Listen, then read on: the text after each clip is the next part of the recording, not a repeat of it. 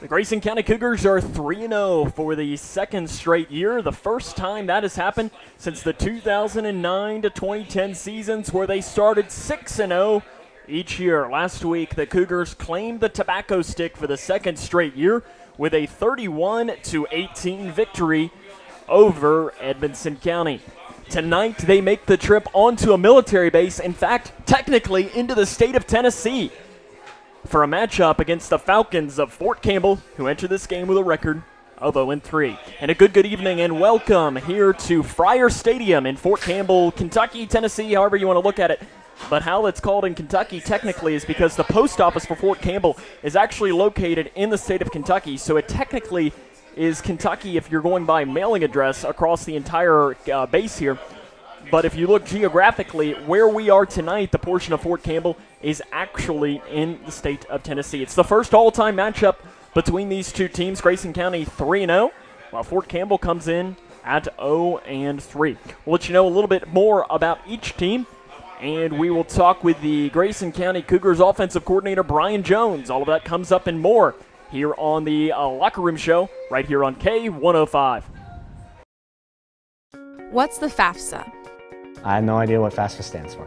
Yeah, I've heard a couple of people at school talk about it, but I haven't actually had a conversation about it. When I'm preparing for college, my top priorities are how to pay for it. They're really focused on getting you to the college level. They're not really focused on getting you through college, so they don't really talk about the financial aid or FAFSA. The free application for federal student aid is the first step, and it just got easier. Visit knowhowtogoky.org to find out more. Have you ever wished your life came with a handbook? Well, you're in luck. That's exactly what the Grayson County Extension Office is. Your handbook for life. Let the ladies at the Extension Office bring you the most up-to-date information in all areas of your life, like cooking, gardening and canning, financial stability, disease awareness classes, early childhood education, farming, and even 4-H club, just to name a few. But if you can think of it, the Grayson County Extension Office can teach you. A free resource to help you navigate life a little easier. When caring for a family member, their state of health is continually on your mind. And when they're faced with a health concern, you'll do just about anything to make them feel better. Rest assured, their feel better starts right here at Midway Pharmacy. We take our time to get to know all about your family's health history so we can provide you with educated advice. So when someone's counting on you to help them maintain a healthy lifestyle or to overcome that untimely sickness, remember, your feel better starts here at Midway Pharmacy. Welcome back to the show. Now it's time to dig into some of this great barbecue. Cut! Tim, what are you doing in your phone? You said it's time to dig, and I'm dialing 811 because I always call before I dig. That's if you're digging into your lawn or garden. 811 helps you avoid underground utilities by marking them for free. But this is our food lovers show. Then I'll tell you what, I am digging in. Know what's below. Call 811 before you dig. Well, the Cougar.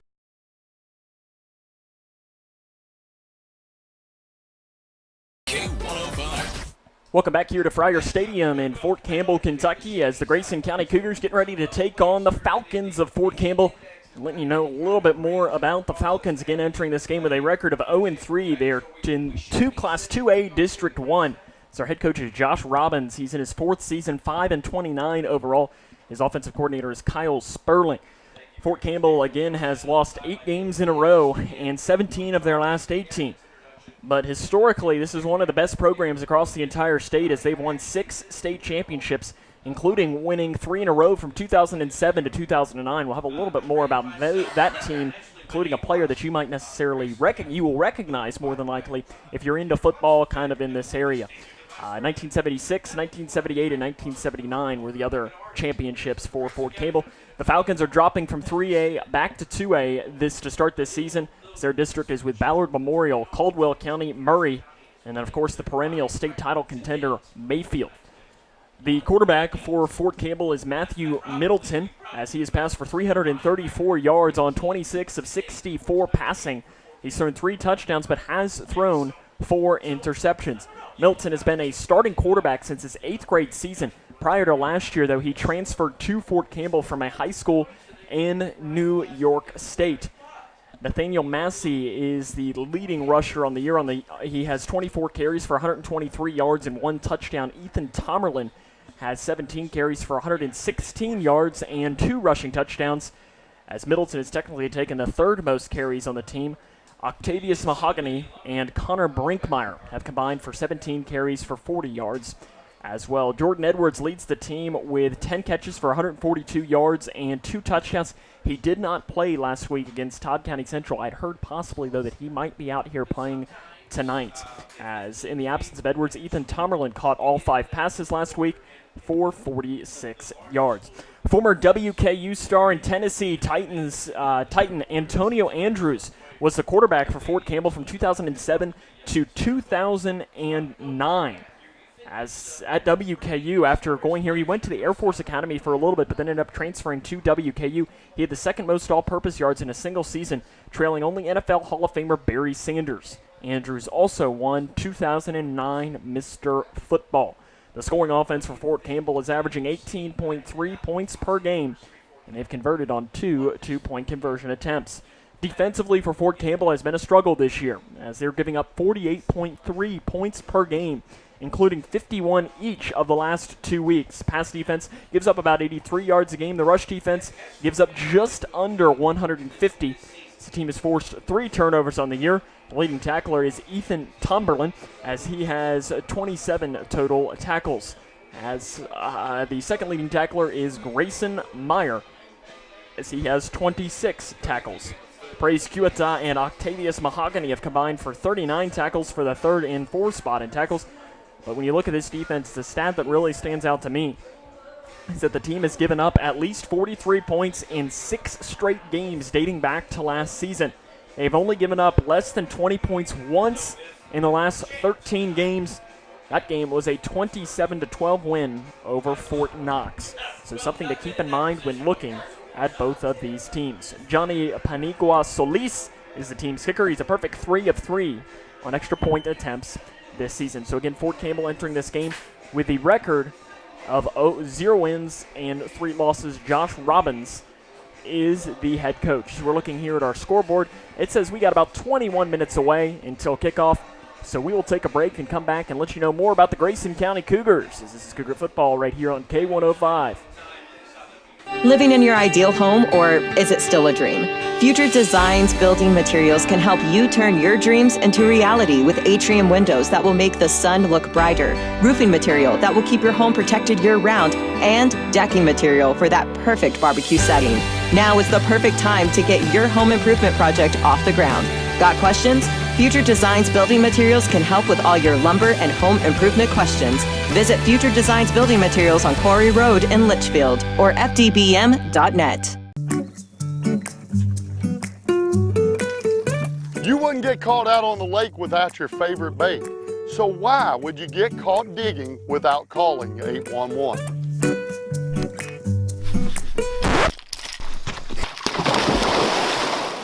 Are you getting ready to start your own digging project?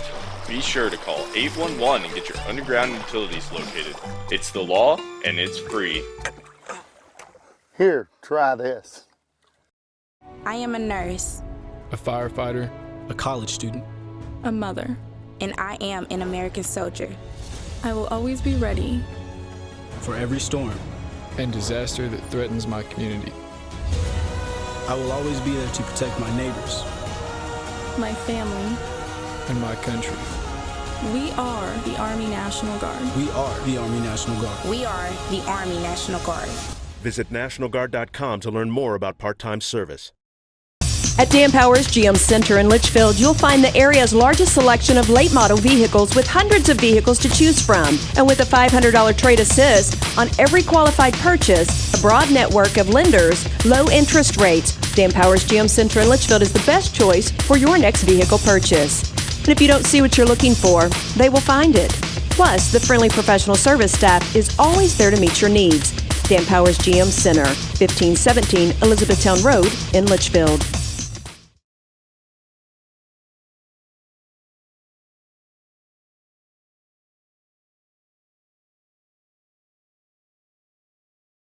3-0, the Grayson County Cougars record here in tonight's game, as they haven't played a district game. That'll be next week when they'll take on the Breckenridge County Fighting Tigers, a team that they completely dominated a season ago. Is the first thing you want to see when you're talking about this new Cougar district is that it's brand new. It's completely different. Not any of the teams that they played in their district from last year, which was Greenwood, Barron County, Bowling Green, and South Warren. None of those teams are in this district. The new one is Breck County. It is Muhlenberg, Ohio, Owensboro, and Graves County. So Graves County is kind of the odd duck in this, and probably if you're them, you probably hate it because you know that you're going to be having to make the trip into technically the third region multiple times a year. So kind of not something that they necessarily really would want when it comes to this. Logan Kopp is a starting quarterback for the Cougars. He's 4 of 10 on the year for 53 yards. Last week he was 1 of 2 with a 29-yard completion. Hunter Gibson is the only other Cougar to attempt to pass. So it was a 35-yard trick play in the Week 2 win over Nelson County. Hunter Gibson is the team's leading rusher. He has 403 rushing yards on 56 attempts and 7 touchdowns, as he's averaging 7.7 yards per carry and 143 yards per game. One of the big questions coming into the season was who is going to fill the holes rushing-wise, left by Qdarius McHenry, left by Derek Ruth, left by Noah Bullock. Hunter Gibson has done quite a good job. We'll talk to the Cougar offensive coordinator, Brian Jones, here in just a moment to see what he really thinks about how Hunter Gibson has played here early on in the season.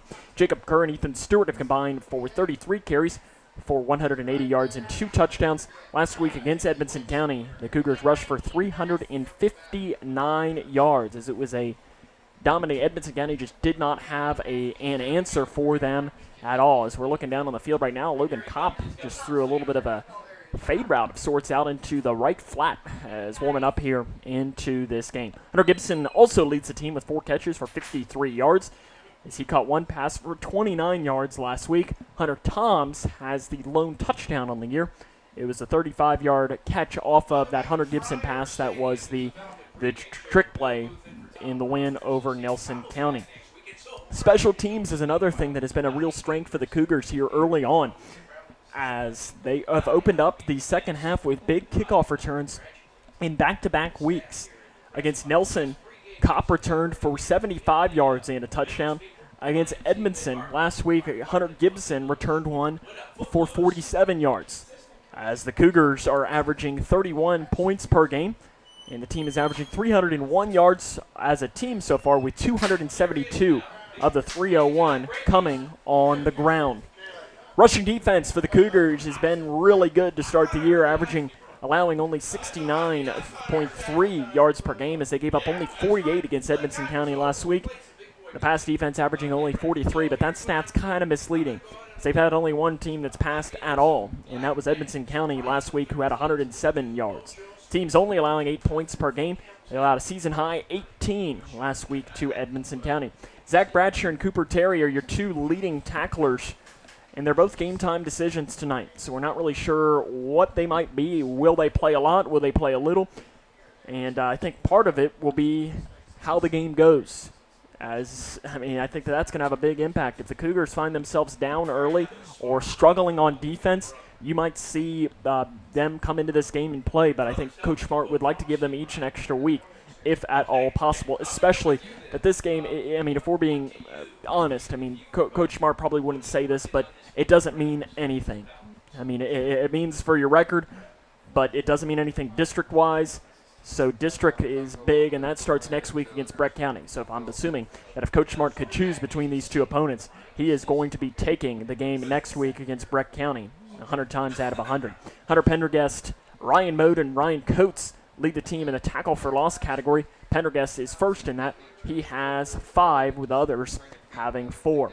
Coates and Jacob Kerr are tied for the lead in sacks with 2 each. And the team has forced 5 turnovers on the year. Hunter Toms had an interception last week against Edmonson County. Tanner Finley, Cooper Terry, Ryan Mode, and Ryan Coates have all recovered fumbles for the Cougars. Logan Raymer is the starting kicker, and he has turned into quite a weapon. Special teams, like we mentioned, and in recent years has been kind of a weakness for the Cougars, but tonight it has been anything but that this season. Logan Raymer's 2 for 2 on field goals and a perfect 13 of 13 on extra point attempts, and you can't get much better than perfect, as we would say here. So we are approaching here about 14 minutes away from kickoff, as we had heard that the national anthem was going to start right at 7 o'clock. We'll try and get an update. But when we come back, we will talk with the Cougars offensive coordinator, Brian Jones. This is Cougar football right here on K105. At the core, most any farm is a family, and I'm proud to work with my family every day. It's hard to explain if you haven't experienced it, but farming is not just a living, it is a lifestyle. You've got to love what you do. I love farming. I think a lot of people are very happy to know that neighbors, people like us, are the ones raising their food. And we want our neighbors to enjoy the same product that we serve to our family. Kentucky farm families. Feeding Kentucky. Feeding the world. Welcome back to the show. Now it's time to dig into some of this great barbecue. Cut! Tim, what are you doing in your phone? You said it's time to dig, and I'm dialing 811 because I always call before I dig.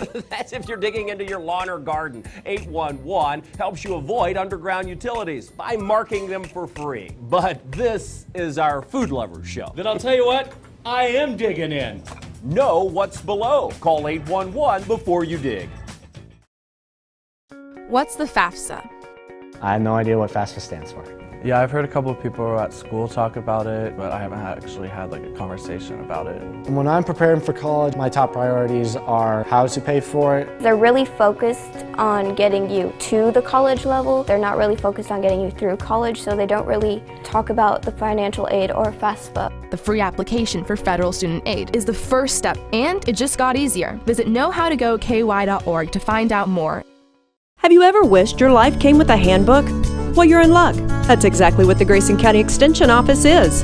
Your handbook for life. Let the ladies at the Extension Office bring you the most up-to-date information in all areas of your life, like cooking, gardening and canning, financial stability, disease awareness classes, early childhood education, farming, and even 4-H club, just to name a few. But if you can think of it, the Grayson County Extension Office can teach you. A free resource to help you navigate life a little easier. The Twin Lakes Best Mix, K105. Cut it out after we're done. We're good? The light's on that thing, isn't it? Yes. Okay, let me just double check this here real quick. Okay, there we go. Good? Yep. Welcome back here to the Locker Room Show on K105. Sam Gormley now joined by the offensive coordinator for the Grayson County Cougars, Brian Jones. And Coach, after going back and watching some film from the win over Edmonson County, what did you see? I think we were able to kind of jump out on them early. We spread them out to be able to run inside, and Logan Cobb had a really good first quarter. But overall, I think we really controlled the line of scrimmage, which is what we kind of set out to do, and I think the kids did a great job of that. We had a few ball security issues that we've been working on this week, really focusing on. But overall, I think we controlled the line of scrimmage, both sides of the ball, and that's something that we like to try to hang our hat on, and so that was a good game for us to kind of prove that we're improving up front. You mentioned the ball security. Do you think that's really just a one-time fluke, or is it something that you're a little bit concerned about? No, I going 2 games in a row now, I think we've had a little bit more issues with that than I'd like. I think that last year that was something, again, that I think we did a really good job of, was not turning the ball over. And so far this year, we've been a little loose with it, and so we've put an emphasis on it this week, and I think we'll continue with that going forward. Just placing more time and practice on it, and Coach Frick and myself, or Coach Waltermeyer and myself, have really tried to hit that hard this week in hopes to kind of get that corrected. One of the big concerns I know coming into this year was who is going to fill some of those voids left by Q and Derek Ruth. And you look at Hunter Gibson, and he's filled that really. I mean, averaging 7.7 yards a carry. Have you been impressed with how he's filled that? Yeah, I think he's done a tremendous job. 3 games in a row, I think he's had some really strong performances. 2 of those games he's had over 20 carries, which I think going into this year he was a little bit unproven.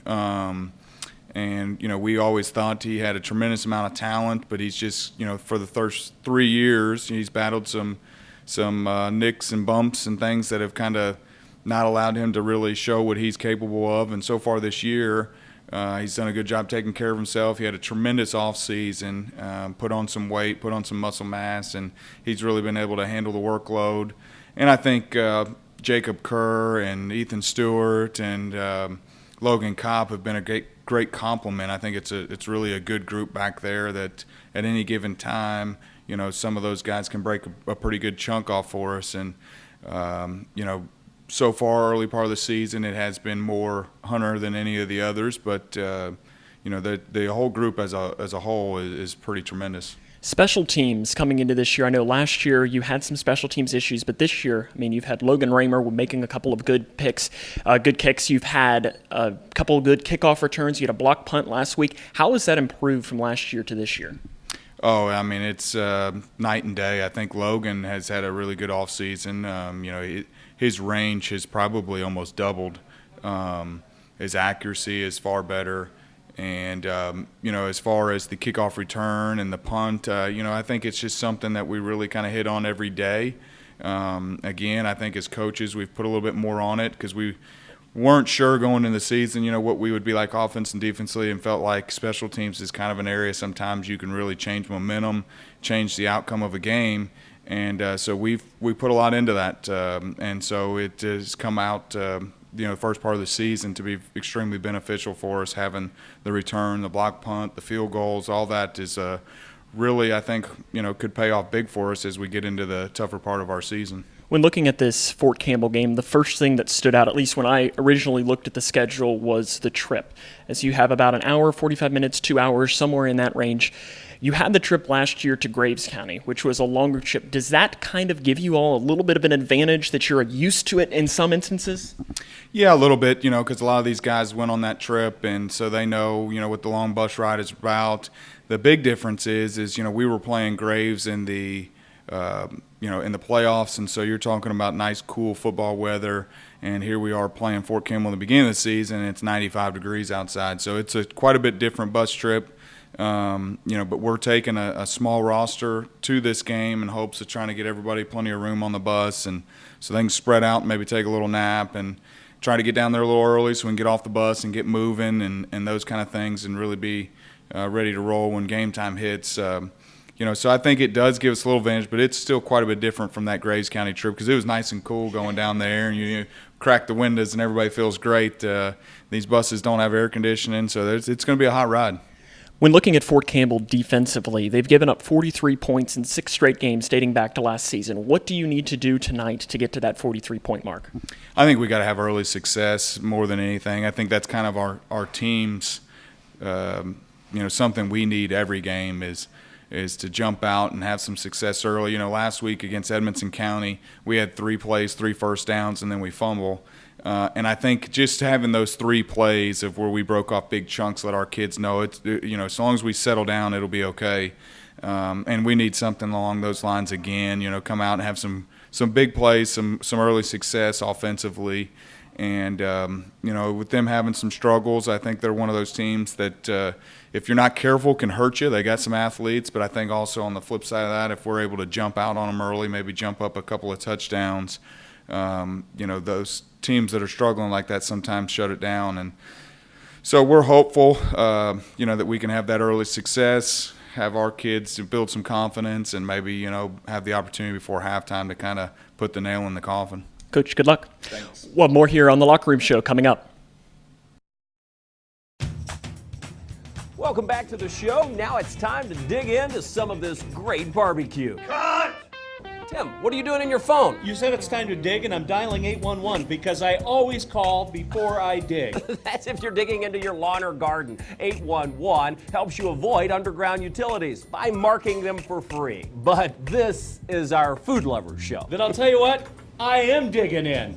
Know what's below. Call 811 before you dig.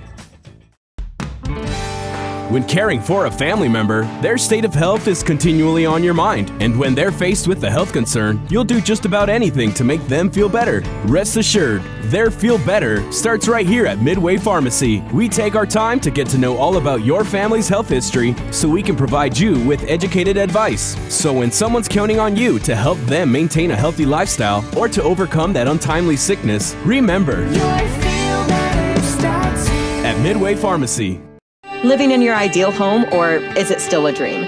Future Designs Building Materials can help you turn your dreams into reality with atrium windows that will make the sun look brighter, roofing material that will keep your home protected year-round, and decking material for that perfect barbecue setting. Now is the perfect time to get your home improvement project off the ground. Got questions? Future Designs Building Materials can help with all your lumber and home improvement questions. Visit Future Designs Building Materials on Quarry Road in Litchfield or fdbm.net.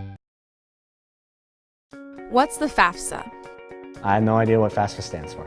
Yeah, I've heard a couple of people at school talk about it, but I haven't actually had like a conversation about it. When I'm preparing for college, my top priorities are how to pay for it. They're really focused on getting you to the college level. They're not really focused on getting you through college, so they don't really talk about the financial aid or FAFSA. The free application for federal student aid is the first step, and it just got easier.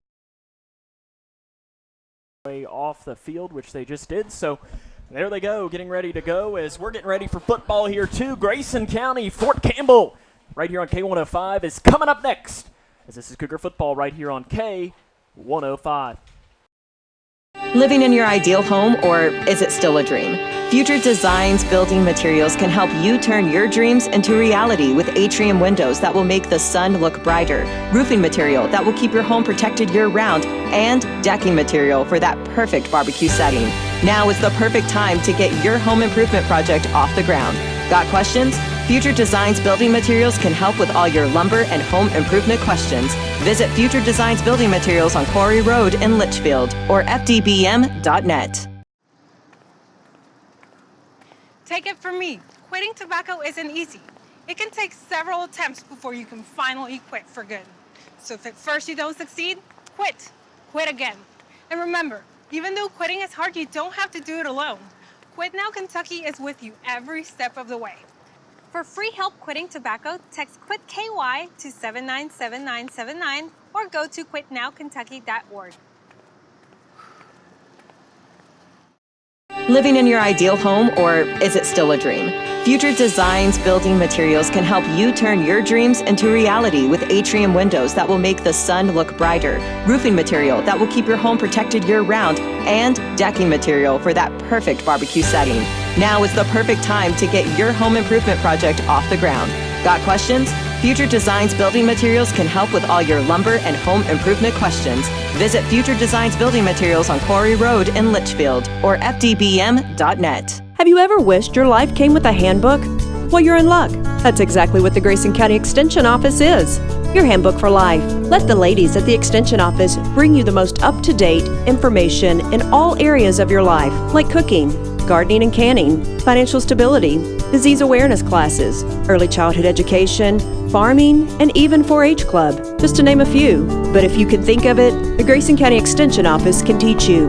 A free resource to help you navigate life a little easier.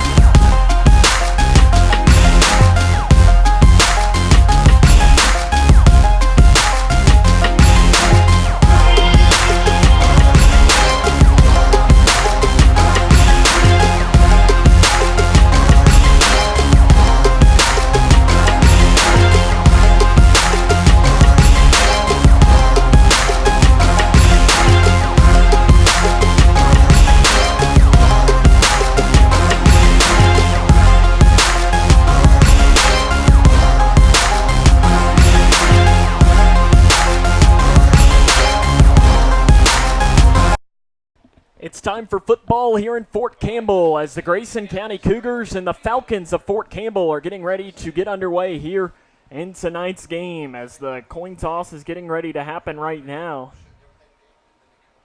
As the head official goes over towards the Cougars, and let's see if we might be able to let you know what this is. As he's still showing. The Cougars have called it. It is up. Looks like Fort Campbell has won the toss. That's at least what it appears.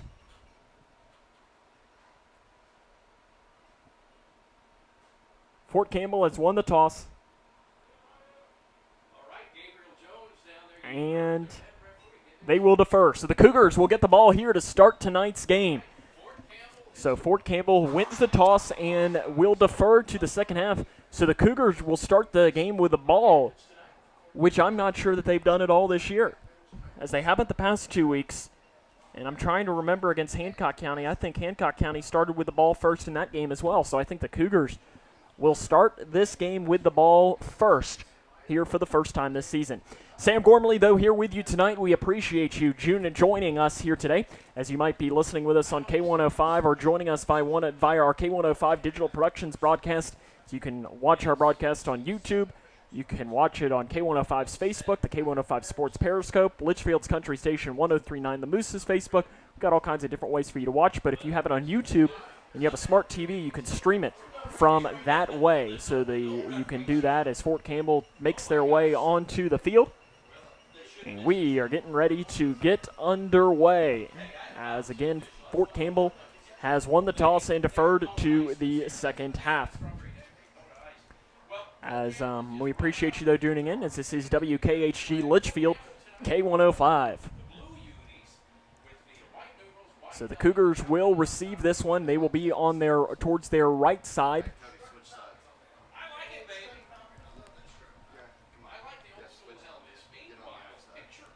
So the Cougars are wearing their white uniforms with orange numerals. And Fort Campbell still is yet to take the field. So I'm not really sure. Grayson County, though, and Ed Smart has always been pretty much the minute and the second that they can take the field, they're out there. They're ready to go. Here comes Fort Campbell taking the field, as their kicker is Johnny Panigua Solis. So he'll boom this one away from his own 40-yard line. And standing back at the 10 is Grayson County.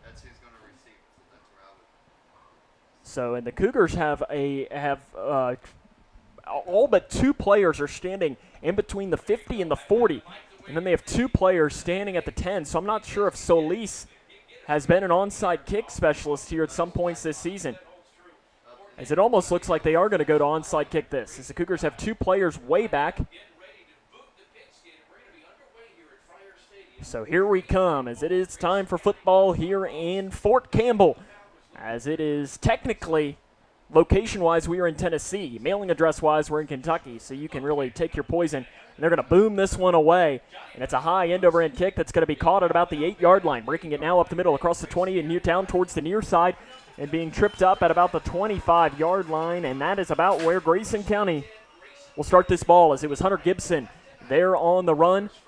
He got up to the 25-yard line, so the Cougars, that is how they will start this game here tonight. As we appreciate you joining us here this evening, as it is warm in the press box, and I think it might be warmer here than it is actually outside, as the sun is, if not down yet, it is darn close to doing so. So the Cougars start this drive at their own 25-yard line. Kopp will go under center, as Hunter Gibson is going to get a pitch out to the right side, and he's going to be brought down immediately for a loss. So Fort Campbell sniffs that one out easily, and that was Octavius Mahogany in there on the tackle. And as we talked about, that has to be maybe the best name in high school football. Just a fantastic name, and Mahogany was the one in there on the tackle for Fort Campbell. So the Cougars go backwards here to start, as it is a loss of 9 yards on the play, so they'll bring up second down and 19.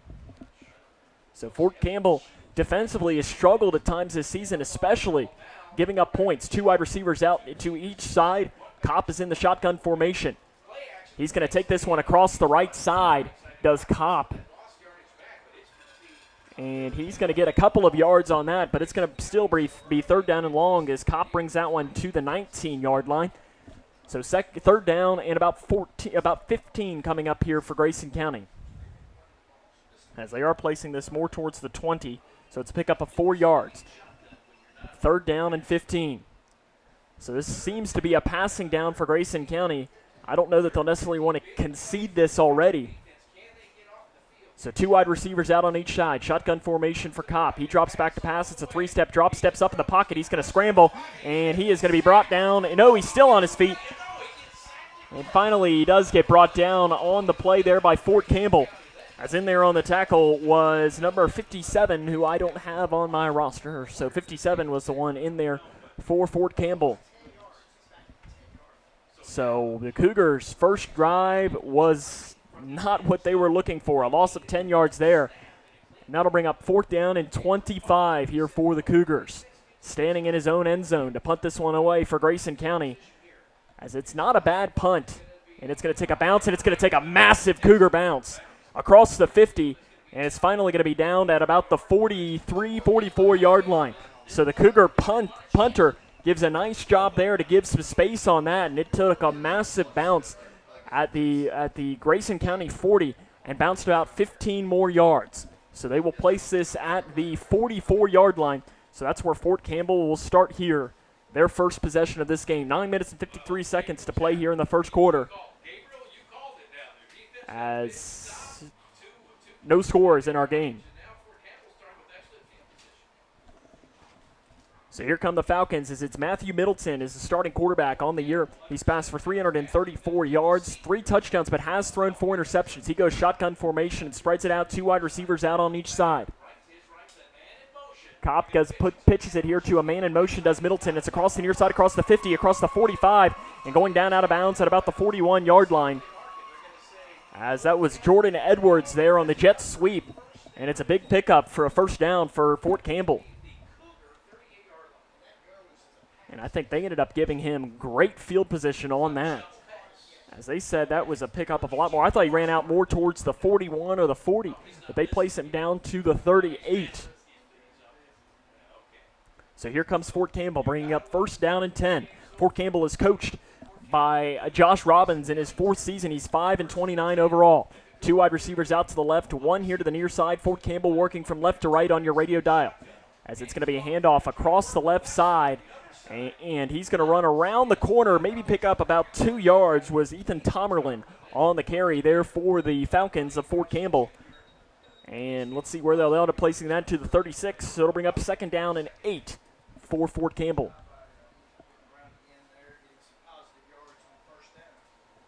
So, in fact, actually, it's more towards the 37.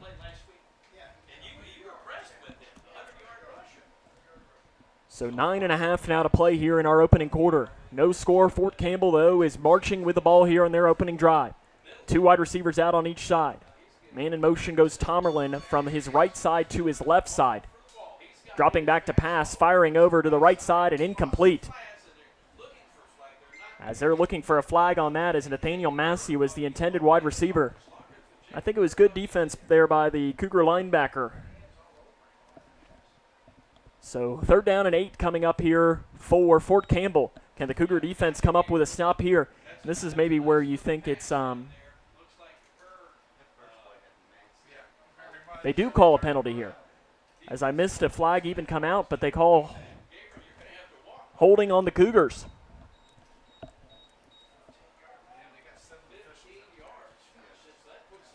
So they will put this down here. Ball will be placed at the 22-yard line. Will be here for Fort Campbell. Shotgun formation, 1 running back on each side for the senior quarterback Middleton. High snap. It's handed off now to the left side. He tries to go back to the right, does Massey. And he's going to end up being brought down for a loss on the play there by Grayson County. As they'll put that back to the 24-yard line, so it's a loss of 2 yards for the Falcons. So the penalty hurts the Cougars there, but the defense still going to have a chance here to come up with a big stop.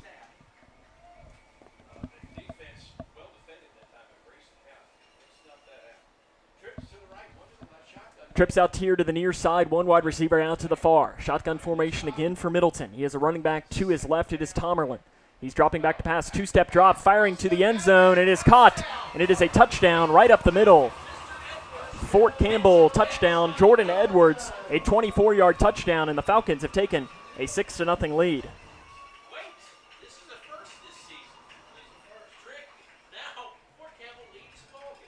So Fort Campbell picks up the early lead here. So the extra point coming here for Panigua Solis.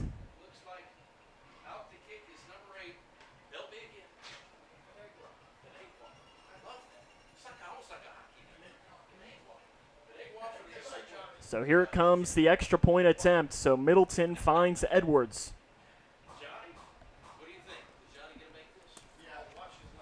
Here it comes, placed down, the kick is up, and it's high up into the air, but he does put it through. So Fort Campbell with 8:40 to play here in the first quarter. They lead this one 7-0 as this is Cougar football on K105.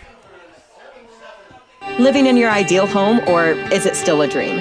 Future Designs Building Materials can help you turn your dreams into reality with atrium windows that will make the sun look brighter, roofing material that will keep your home protected year-round, and decking material for that perfect barbecue setting. Now is the perfect time to get your home improvement project off the ground. Got questions? Future Designs Building Materials can help with all your lumber and home improvement questions. Visit Future Designs Building Materials on Quarry Road in Litchfield or fdbm.net. At Dan Powers GM Center in Litchfield, you'll find the area's largest selection of late model vehicles with hundreds of vehicles to choose from. And with a $500 trade assist on every qualified purchase, a broad network of lenders, low interest rates, Dan Powers GM Center in Litchfield is the best choice for your next vehicle purchase. And if you don't see what you're looking for, they will find it. Plus, the friendly professional service staff is always there to meet your needs. Dan Powers GM Center, 1517 Elizabethtown Road in Litchfield. As Fort Campbell leads this one 7-0 after the 24-yard touchdown pass from Middleton to Edwards after the Cougars went 3 and out and went backwards 15 yards on it. So Solis to kick this one away again. And the Cougars looked like they were in an onside formation, but now they're going to back up into a normal formation as the last kick by Solis was banged to about the 8-yard line. The kick coming, and it's a little pooch kick high into the air. Gibson is going to take it on a bounce at the 15. It bounces again off of his chest. He's going up the middle across the 20, and he's going to be brought down at about the 21-yard line.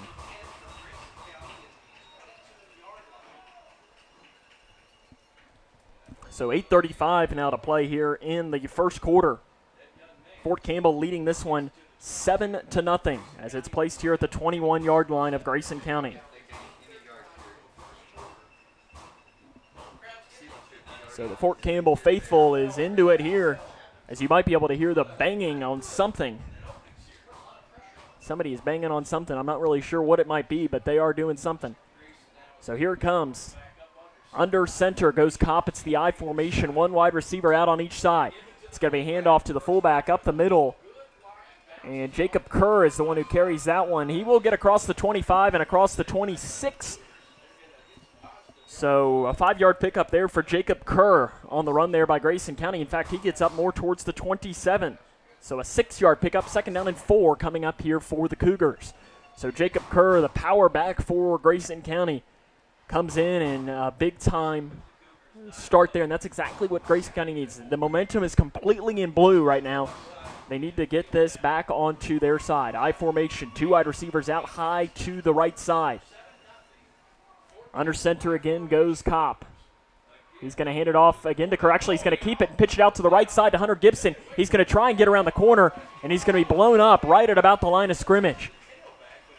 As I think Kopp and Kerr might have been fighting over it a little bit, and they're going to end up saying that he picks up maybe about 1 yard. So to the 28-yard line does this one. So it is going to bring up 3rd down and 3 for Grayson County. They're going to need something happening here. They can't let Fort Campbell get good field position again because the Falcon offense moved with ease. So 3rd down and a short 4, long 3. Shotgun formation for Kopp. 2 wide receivers here to the near side, 1 out wide to the top. It's going to be a handoff, nothing going there, as it's going to be brought down for a loss on the run. So that was Hunter Gibson there. Back to the 25-yard line. So a loss of 3 yards, and the Cougars are going to be forced to punt again. Hunter Gibson standing at about his own 12-yard line, trying to boom this one away. Good snap, He gets it away. And it's going to, again, take a Cougar bounce. This time not quite as nice. And it's going to roll out of bounds at about the Cougars' 47-yard line. So that's where Fort Campbell is going to get their second drive here of this game. 6 minutes and 29 seconds to play here in the first quarter. Fort Campbell leads this one over Grayson County 7-0.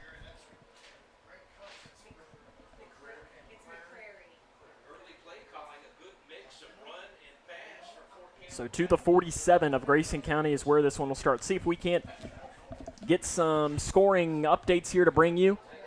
Brett County is leading Caverna. I think that might be 6 or 7-0, as I just see they've scored a touchdown. That's all that I see. I haven't seen whether they made the extra point or not.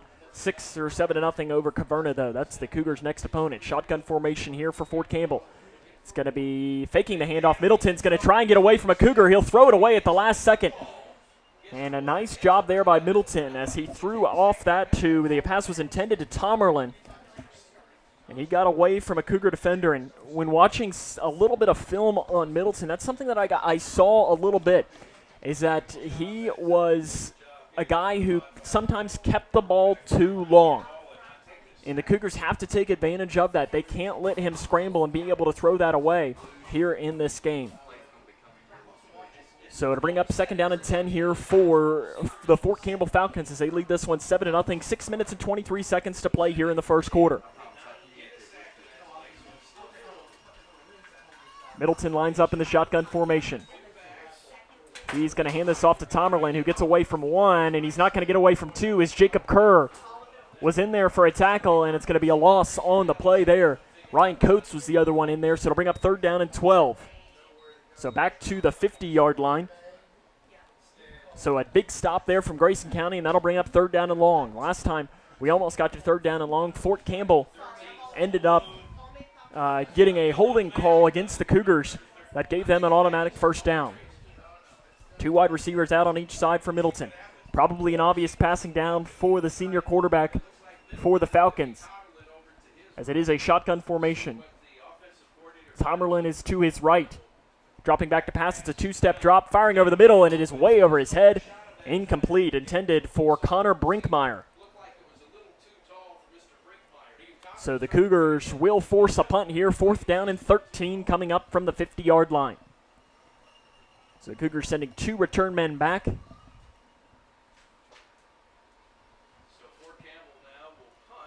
As it is Caden Woodcock and Logan Kopp who are standing at their own 20-yard line. Back to punt here for Tomerlin is the punter for Fort Campbell. He's standing at his own 37. Good snap. He takes a while, gets it away though. It's a line drive kick, and Caden Woodcock's going to pick it up at the 17-yard line. He probably shouldn't have picked it up as he had a Fort Campbell defender right there as he was able to get away from him. And he's going to end up picking up some positive yardage to about the 26-yard line. So the Cougars here, that's where their drive's going to start. And offensively has been a struggle here early on for Grayson County. 5:27 to play. Fort Campbell leads this one 7-0. Sam Gormley, though, here with you tonight. Live from the military base of Fort Campbell High School in Friar Stadium. Capacity of about 5,000. Shotgun formation, trips out to the far side. And it's going to be a handoff across the right side to Hunter Gibson. He's got a hole across the 30, across the 35, and that's where he's going to be tripped up as Hunter Gibson. So one of his first positive runs. Jacob Kerr had the other one. And they will place this to the 35-yard line. That's a pickup of 8 yards. And I'll bring up 2nd down and 2 for the Cougars. Bowling Green is all over PRP in the second quarter, 28-0. It's halfway through. Owensboro leads Apollo 7-0 in their game. Those are some score updates to bring you. Our score, though, Fort Campbell 7, Grayson County 0. Trips out here to the near side. Cougars working from right to left. Kopp's going to carry this one across the right side. He's going to get across the 1st down marker. So that'll be the first down, Grayson County. Here, the first one of this game. As he carries that one down to the 38. And the Cougars, going back to that Hancock County game, had some issues early on getting the offense going. And then Coach Smart mentioned that Brian Jones made an adjustment at one point in the game. And from that point on, the Cougars really dominated that game. And, I mean, Nelson County, they dominated on offense. Edmonson County, they had a lot of success, and they don't fumble the ball. And they end up beating Edmonson County by a lot more. Shotgun formation for Kopp. He's going to carry this one, or hand this one off. Hunter Gibson maybe picks up 1 yard to about the 39-yard line.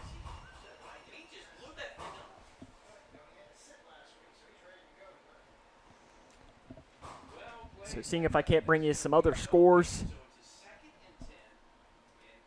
As Graves County trails Paducah Tillman 7-6 in their game, as the Cougars and the Eagles will match up on October the 11th at Cougar Stadium. That's actually the Cougars' next home game.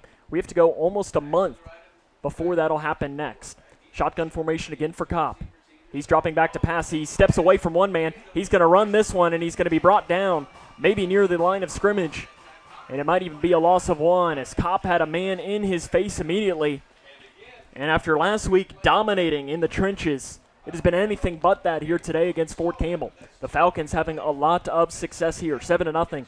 3 minutes and 20 seconds to play here in the first quarter. The Falcons lead this one over the Cougars.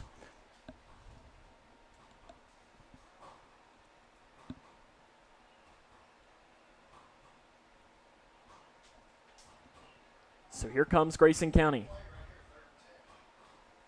3rd down and 10. 2 wide receivers here to the near side, 1 out to the far. Ball placed on the near hash. Shotgun formation for Kopp. It's a 3-step drop. He's going to have to get away from a defender. He's going to throw it now, and the pass is complete across the 50 and across the 45-yard line. As running a route that was across the middle of the field does Hunter Gibson, and that's a 1st down Cougars. So Logan Kopp, as he passes that, as they're going to mark it down at the 46-yard line. So it's a pickup of, that's about 16 yards there and a 1st down, Grayson County. So maybe that gets the Cougar offense rolling here a little bit more. 1 wide receiver out on each side. The senior quarterback Kopp under center. I formation. He has Gibson in the backfield along with Kerr. He's going to keep this one himself. He sidesteps a defender and maybe picks up a couple of yards on the play down to about the 42-yard line. So your keys to tonight's game for Grayson County, be the bully. As we talked about that a couple of weeks ago against a team that when you look on paper, you're probably better than. You got to be the bully, take advantage of when you're better than a team. Don't play down to their level. Don't have turnovers. That's what they had last week, a lot of them, and limit big plays.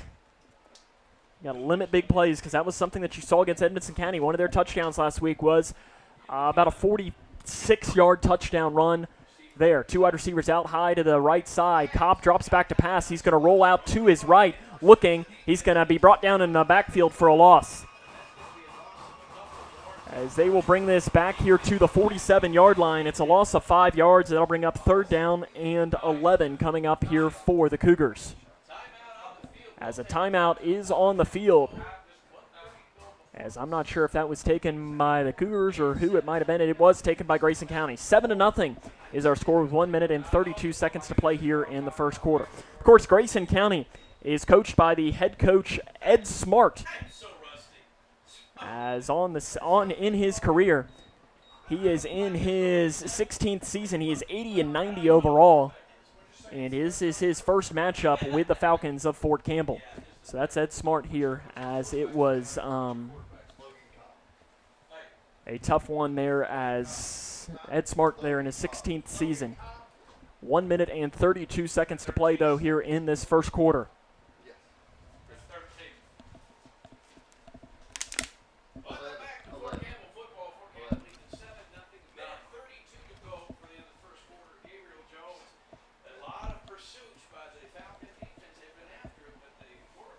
So Grayson County here trails this one 7-0. This has been a little bit longer of a timeout, or we might have taken a break with it.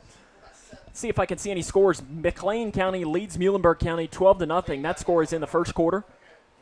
And Hancock County leads Edmonson County 8-7. as Hancock County just picked up a safety to get an 8-7 lead. That's not something that you see every day. Cougars 3rd down and long coming up. Kopp under center. He's going to hand it off to Gibson. The ball's on the ground, and Gibson is going to be brought down for a loss. And they are going to call a late hit penalty as they blew that play dead, and a Fort Campbell player just threw Hunter Gibson down on the play. And that's just a dumb play there by Jaden Ruggles for Fort Campbell. As that should be a personal foul late hit, and that's going to be it is personal foul against Fort Campbell, and that is an automatic first down. That is a good call there by the official, as it was pretty obvious as Hunter Gibson fumbles it and ends up, it's going to end up giving him an automatic first down is what it should be. So they will place this as the official is walking this off. So it should be an automatic first down.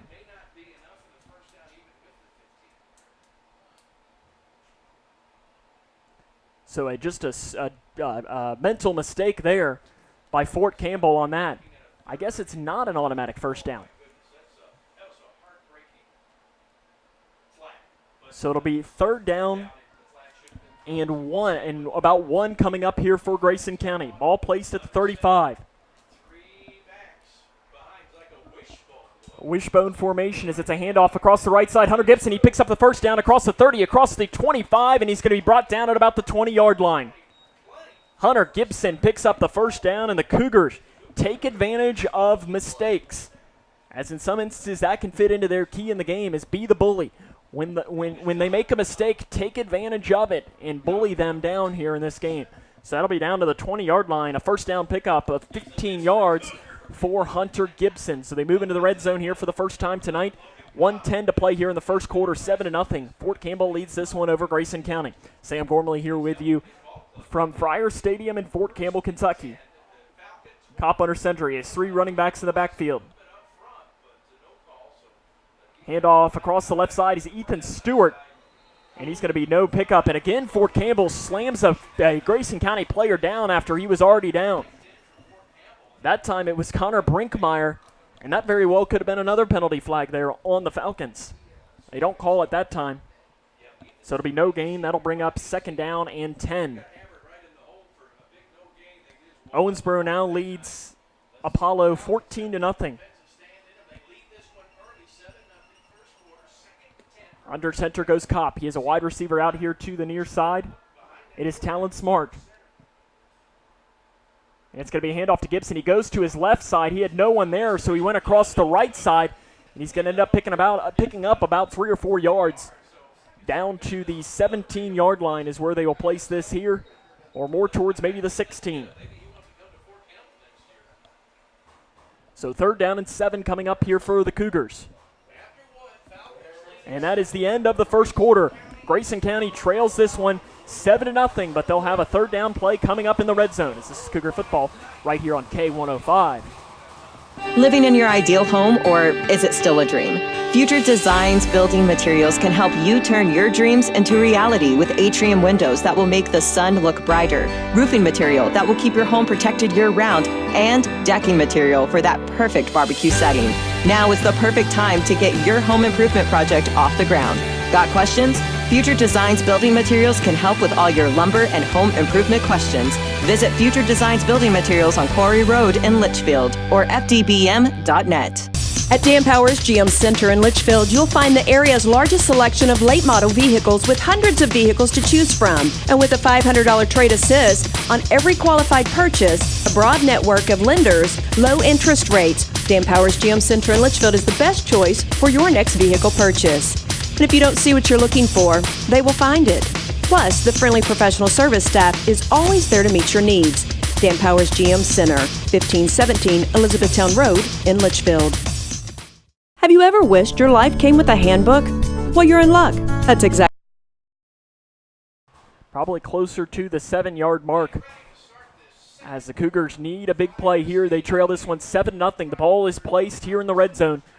Placed at about the 17-yard line. 3rd down and 7. Under center is the senior quarterback, Kopp. He is going to hand this one up the middle, and he's going to pick up the first down, churning the legs down to the 10. Does he get it? It's real close. Hunter Gibson just kept churning the legs and keeping it moving. They'll place it down to the 9. Is it a first down? It is. First down, Cougars. So that'll bring up first down and goal coming up.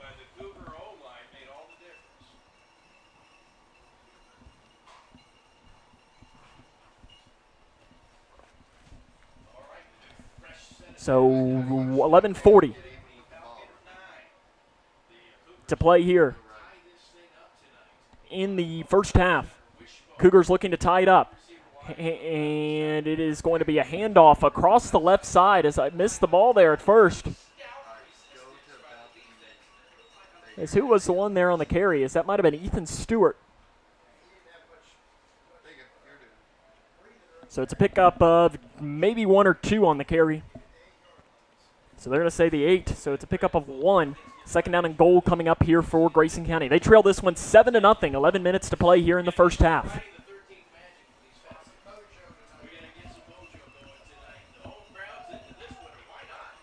So here comes shotgun formation, or no, under center is Kopp. He has Caden Woodcock and Ethan Stewart in the backfield with him. It's going to be a pitch out to the left to Ethan Stewart. He goes across the left side. He's inside the 5. Or actually, no, he's down at about the 7. So third down and 7 coming up maybe here for Grayson County. And, of course, the Cougars have a weapon kicking field goals in Logan Raymer. One of only a handful of kickers in the state to have made 2 on the year. He's made one of 37 and one of 21. But I think you can speak for everybody in saying that the last thing that they want here is a third down, is a field goal attempt. Shotgun formation.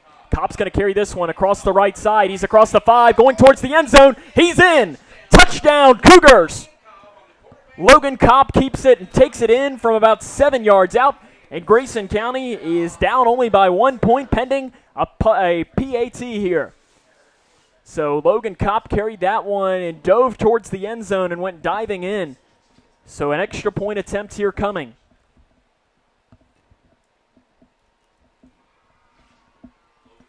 So Logan Raymer to put this one through the uprights, hopefully. Looking to go a perfect 14 of 14 on the year. Place down, the kick is up, and he put it through.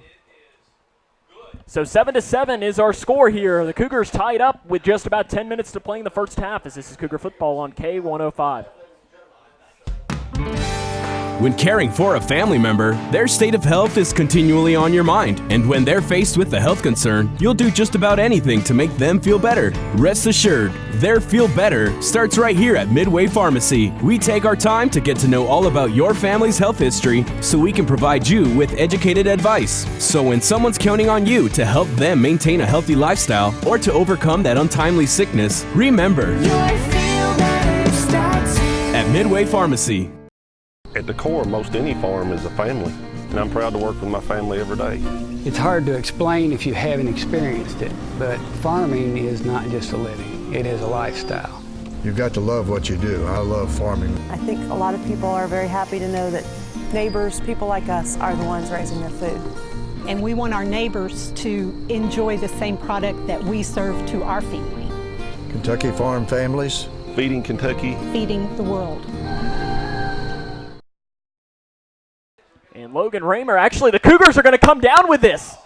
I think Grayson County comes down as Logan Raymer does a little pooch kick that bounces at the 20-yard line, and the Cougars are going to get this football as the ball just died in the middle and not a single Fort Campbell player went to grab it. And Grayson County just says, well, thank you very much. We'll take that. That'll work. So the Cougars are going to get the ball right back here. And that's what I get here for writing down that Fort Campbell was going to get the ball. So the onside kick, you could call it maybe. I think you'll take it as Logan Raymer. That's what you heard a couple of weeks ago, saying that the pro to Logan Raymer with him playing soccer is that he can pinpoint the ball. And that just shows perfectly right there.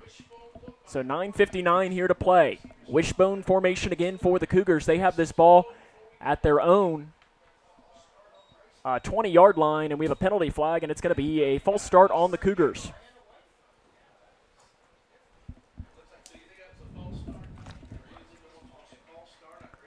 So the Cougars, as on this play, as the ball was in the air when we came back from break, Logan Raymer put it in on the far side of the field at about the 20-yard line.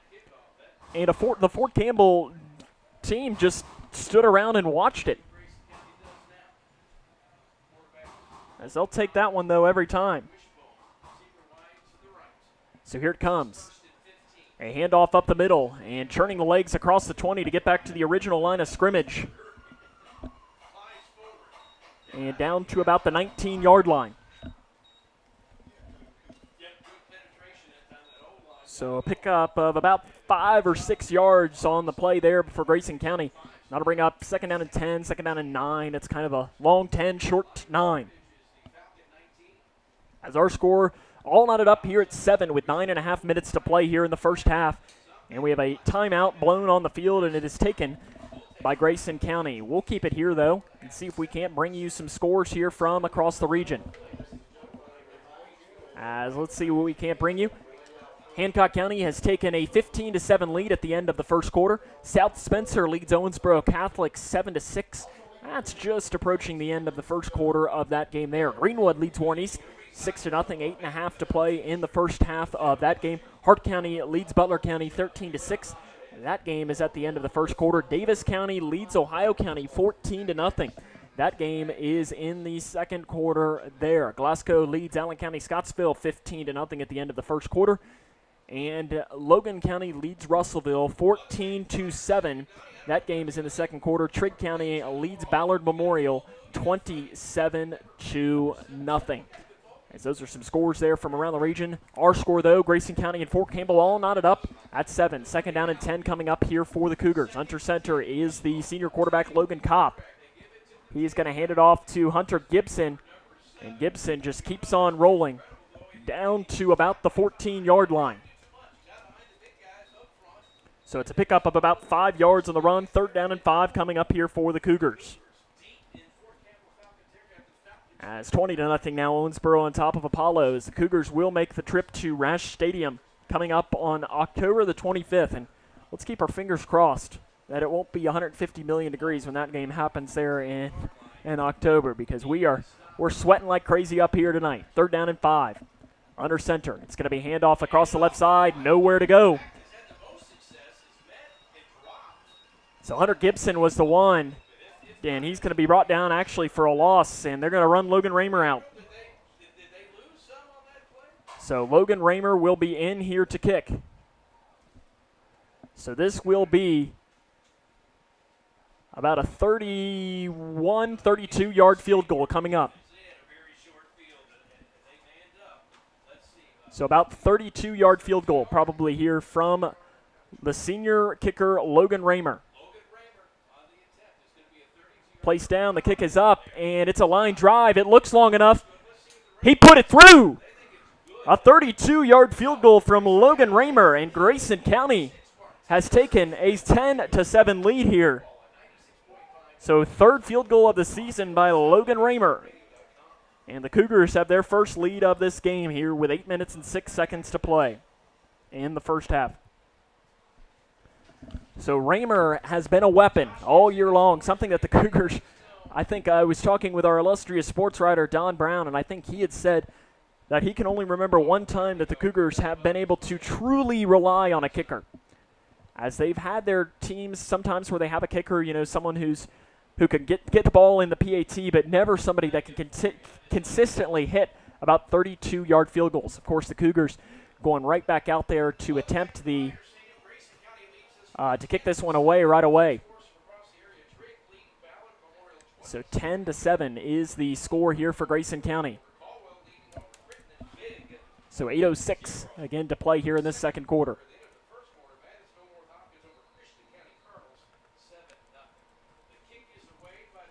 So here comes Logan Raymer's kick. And again, it's going to take a high bounce, and Fort Campbell is going to get on top of this one at the 20, breaking it back towards the near side. He's going backwards, and he's going to be brought down from behind across the 20-yard line near about the 22.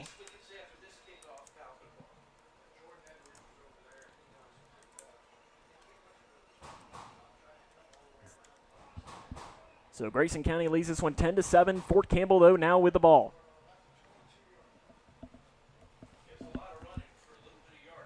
So Fort Campbell here starting this 7 minutes and 59 seconds. They will place this at their own 22-yard line. Davis County now leads Ohio County 21-0. So, of course, the Cougars and the Eagles will meet up at home on October the 18th. And you think there might be a storyline with that game? As I look over at our digital productions crew member, Chase Blaine, you think there might be a storyline when they play Ohio County? I don't know, just maybe. If you know, you know. Shotgun formation for Middleton. He's going to fire down the near side, and it's overthrown by about 10 yards, intended for Keyshawn Daniels. So no gain on that one on the incomplete pass, 2nd down and 10. If you don't know, if you're wondering, what is the storyline on this? Why does it even matter? As Qdarius McHenry, the Cougars' leading rusher from last year, who had 1,500 yards on the ground, nearly, 450 receiving yards. The Cougars' best player on offense last year now plays for Ohio County. So you want a storyline? There you go. That's what they do that for us radio guys. Back to action we come here. 10-7 is the lead for Grayson County. Middleton in the shotgun formation. He is actually more of a pistol. High snap. He's going to hand this one off, and the Cougars bring him down for a loss. As in there first was Hunter Harper to bring the player down there, and the one on the run was Nathaniel Massey. He goes backwards for a loss of about 3 yards back to the 19. 7.5 now to play here in the first half. 3rd down and long coming up for Fort Campbell. But like we've seen, Fort Campbell can pass, and they have done it here today. Shotgun formation. 2 wide receivers here to the near side, none out to the far. Fort Campbell working from right to left. They send a man in motion out to that far side. Massey is in the backfield. Dropping back to pass, firing, and it's way incomplete. And that will bring up a punting situation here for the Falcons of Fort Campbell. So if you just joined us, it was a 24-yard touchdown pass from Middleton to Edwards to give Fort Campbell a 7-0 lead. That score held us until the end of the first quarter. But in the second quarter, it was a 7-yard touchdown run by Logan Kopp. The Cougars do an onside kick of sorts, and then a 32-yard field goal by Logan Raymer to give the Cougars their 10-7 lead. A line drive kick that it is going to take a Cougar bounce and just kind of die at the 50, but it ends up rolling a little bit further down to the 44-yard line. So a player there for Fort Campbell was waving his arms, trying to see if he couldn't get the ball to go a little bit further. That was Keyshawn Daniels. So the Cougars here will get this football with the ball placed at their own 44-yard line. 6:55 here to play in this first half.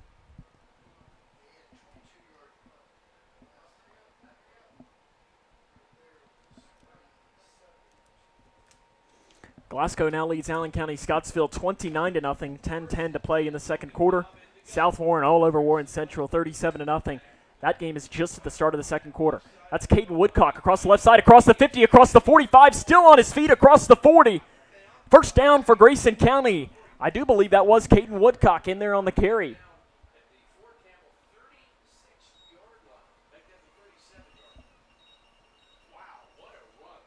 That might actually have been Jacob Kerr on the carry there for the Cougars. Across, yeah, that was Kerr there as it was down to the 37. Kerr showed a big-time burst of speed that made me think it might have actually been Woodcock in there. He's gotten a couple snaps at running back, but it was Jacob Kerr. So down across to the 37-yard line. That's about a 19-yard pickup there and a first down Grayson County. Trips out to the near side, one out to the far. Cougars working from left to right on your radio dial in their white jerseys with orange numerals. Logan Kopp will keep it on the read option and probably wasn't the right decision as he's going to be brought down for a loss of a couple of yards on that play. As they'll say, it's a loss of 1, second down and 11 coming up for the Cougars. Grayson County leads this one 10-7, 6 minutes and 3 seconds to play here in the first half. Sam Gormley here with you. live on K105 or K105 Digital Productions. So you can be watching with us on K105.com. If you're listening to our radio stream and you'd much prefer to watch the broadcast, you can go to K105's Facebook page or the K105.com and get the YouTube link. Kopp's going to carry this one himself, and he's going to again run into the Fort Campbell defense. As that was Jaden Ruggles, the first man in there for Fort Campbell. And the Cougars going to get no gain on that one. 3rd down and 11 coming up. This is an interesting play call here, as you're almost in 4-down territory. I mean, Logan Raymer, he's got a leg, but I think right now you're looking at a 54-yard field goal, and I'm not sure that Raymer's got that kind of leg, but I mean, I don't know him as well as some of the other players, but most kickers, they want the chance. They want to take it no matter what they can. Trips out to the far side, goes Grayson County, one wide receiver here to the near side. Kopp dropping back to pass. He's going to fire over the middle. The pass is complete. Inside the 20-yard line, it is Hunter Gibson, who was the one who was completed on that, and it will be brought down near at about the 16-yard line. First down, Grayson County, a 22-yard pass and catch. And a great throw from Logan Kopp as they sent Gibson on the post route, and he was able to find him wide open there. I mean, couldn't draw that up much more perfect than that. So the Cougars here bring it down to the 16. They enter the red zone again, trying to add to their 10-7 lead here. 4 minutes and 30 seconds to play here in the first half. Kopp in the shotgun formation. 2 wide receivers out to the left. We have a penalty flag thrown, and it is on Fort Campbell, it looks like. Encroachment is called on the Eagles, or the Falcons, sorry, and that'll bring the ball down here to the 11-yard line. First down and 5 now. Greenwood now leads Warren East 9-0, and I'll tell you what, Greenwood, there's a program that is having a great start to this season, as you have 6 teams in 5A who have started off the year at a perfect season, at perfect 3-0. Grayson County, South Warren, Greenwood are 3 of those 6 schools. Dropping across the left side, going down towards the end zone. And he's going to be stopped just about a yard short. Jacob Kerr was the one in there on the run. He does pick up a first down, and that'll bring up first down and goal for the Cougars, as they'll place this down to about the 2-yard line, but we do have an injured player on the field for Fort Campbell. As they say, I think it was Franklin Foley was, I think, who our other broadcast team said that was. So the Cougars are going to have first down and goal coming up with the ball placed actually maybe more towards the 1-yard line. So let's see if we might be able to bring you some other scores from around the region. Logan County leads Russellville 27-7. Owensboro Catholic leads South Spencer 13-7. Owensboro leading Apollo 26-0. And Hancock County all over Edmonson County 22-7 with 8.5 minutes to play in the second quarter. That one surprises me. We've seen both Hancock County and Edmonson County, and that one does surprise me a little bit. If I would have been a betting man, I would have put it on Edmonson County, as the Fort Campbell player is still down on the play. And let's hope that this is nothing too serious, as I'm not sure what might be the injury.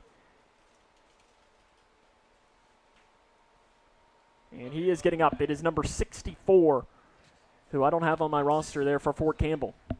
So he is the injured player. He is coming to his feet, though, and he's walking off on his own power. So that's a good sign. 4:10 to play here in the first half. Grayson County leads this one 10-7, but they'll have first down and goal from the 1-yard line coming up.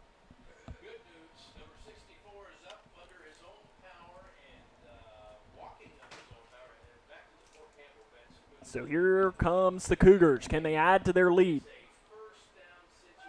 Kopp will go under center. And we have a whistle blown here,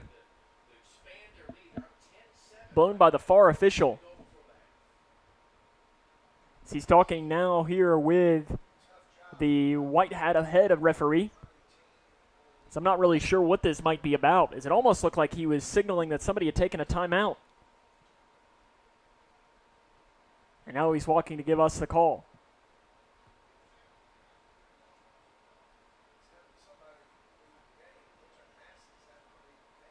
Well, somebody looks like he is being taken out of the game. It is number 21, Nathaniel Massey.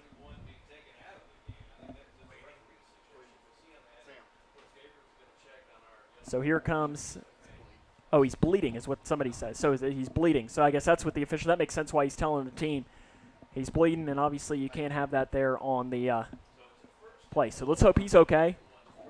But good job by the official to get him out. Cougars in the wishbone. Kopp's going to take it himself. He goes into the end zone. Touchdown, Cougars. So Grayson County takes a 16-7 lead, and Logan Raymer will be looking to add another extra point here. And the Cougars, after maybe not being able to start much worse, have turned this one around.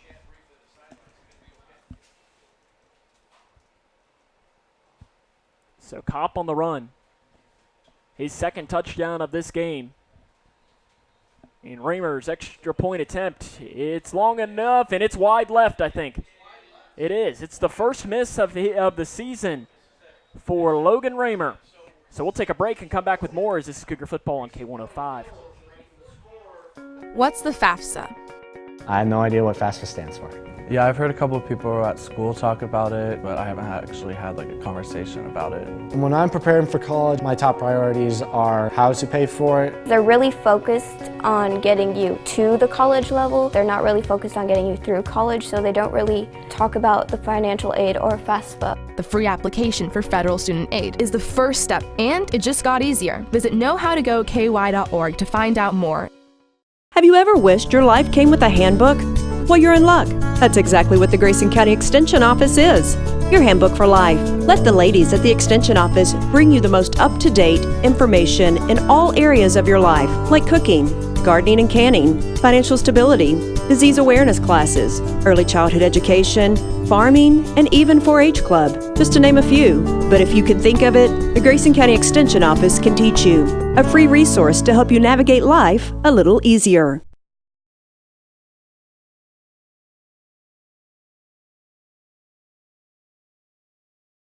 Fort Campbell ends up returning this kick across the 40-yard line to about the 42. As Kedrick Eady was the one there to return this one, but Grayson County leads this one 16-7 with about 4 minutes to play here in the first half. So as Logan Raymer misses his first extra point of the year, so he is now 14 of 15 and 3 of 3 on field goal attempts. So Fort Campbell returned that. So they'll end up placing that to about the 43.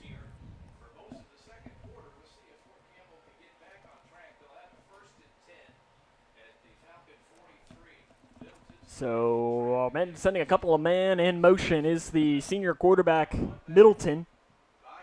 He's in the shotgun formation, trips here to the near side. One wide receiver split out wide to the right. As it's a screen pass, and it is complete, and he dropped it. Connor Brinkmeyer caught it, turned, and when he turned, he realized that he didn't have the ball in his hands. So 3 minutes and 56 seconds here to play. As Brinkmeyer again, it was just one of those things that he caught it, turned, and when he turned, he realized that he didn't have connection there on the ball. So 2nd down and 10 coming up here for Fort Campbell. Middleton again here in the shotgun formation, trips here to the near side. One wide receiver out wide to the right. Middleton this time is going to hand it off and nowhere to go. So that was handed off to Tomerlin, and he goes backwards back to about the 40-yard line. So it's a loss of 3, bringing up 3rd down and 13.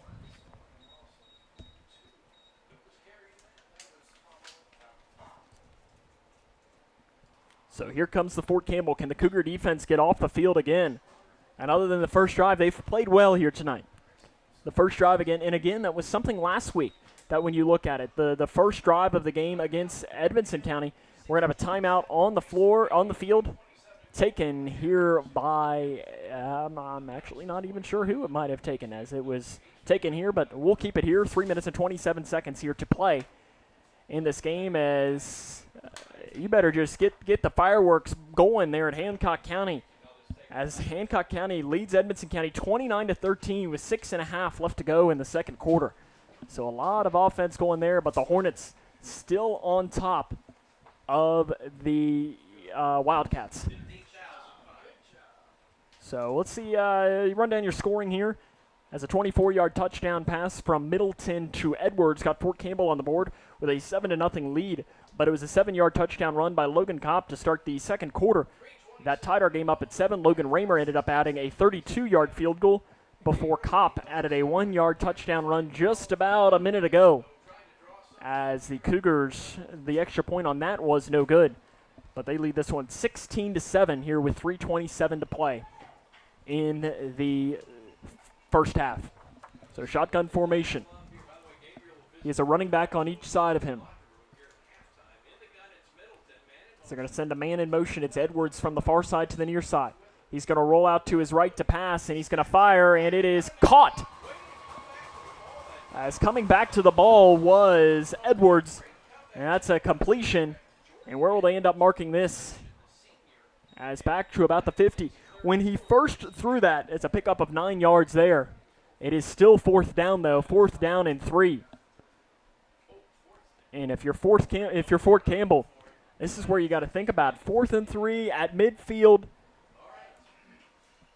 And it appears that he's not even thinking twice at it. Is Josh Robbins. He is going to go for it. Trips out to the far side. One wide receiver here to the near side. Tomerlin is to Middleton's right in the shotgun formation. And he's going to fake the handoff, throwing over the middle, and the pass is complete across the 40-yard line. That's going to be enough for a first down as he finds Jordan Edwards. So across the 40-yard line to about the 39. First down for Fort Campbell.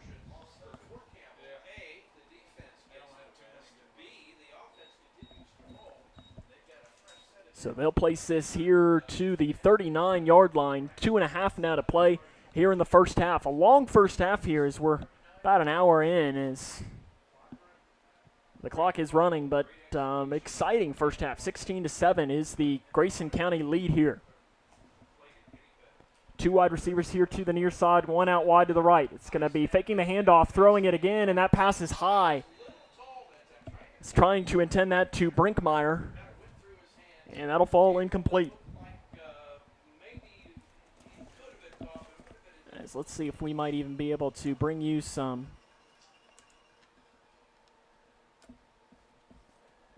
scoring updates here.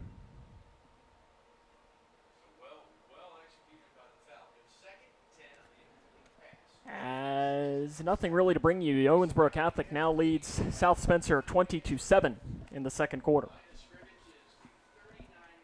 So 2nd down and 10 coming up here for the Falcons. Shotgun formation, 2 wide receivers out on each side. The Falcons working from right to left in their all blue uniforms with white helmets. Little high snap, faking the pass, pump faking again. He's going to roll out to his right. Pump faking again, he's going to throw, and it is complete at about the 22-yard line. As that was complete to Brinkmeyer. And I'm sure Ed Smart is not going to be happy with his defense on that play, as the defender just pretty much let him take it. And we have a penalty flag on the play, and I missed it, but I saw a hand pointed towards Fort Campbell. I didn't see what exactly it might have been. But Fort Campbell is walking backwards. Was it a holding? As he had all day to pass. So they'll push this back here.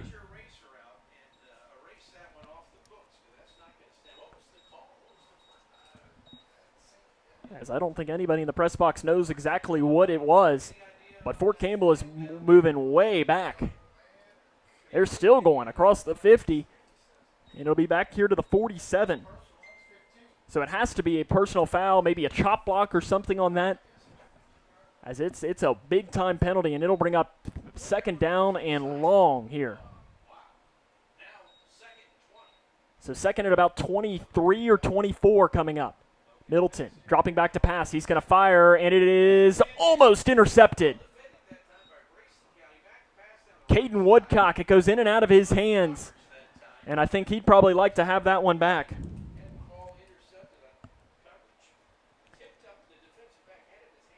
So Woodcock drops the interception, and 3rd down and 25 coming up. This is, I think, if you're Fort Campbell, you almost run like a draw play or a screen or something, seeing if you can't get half of those yards and maybe go for it on 4th down.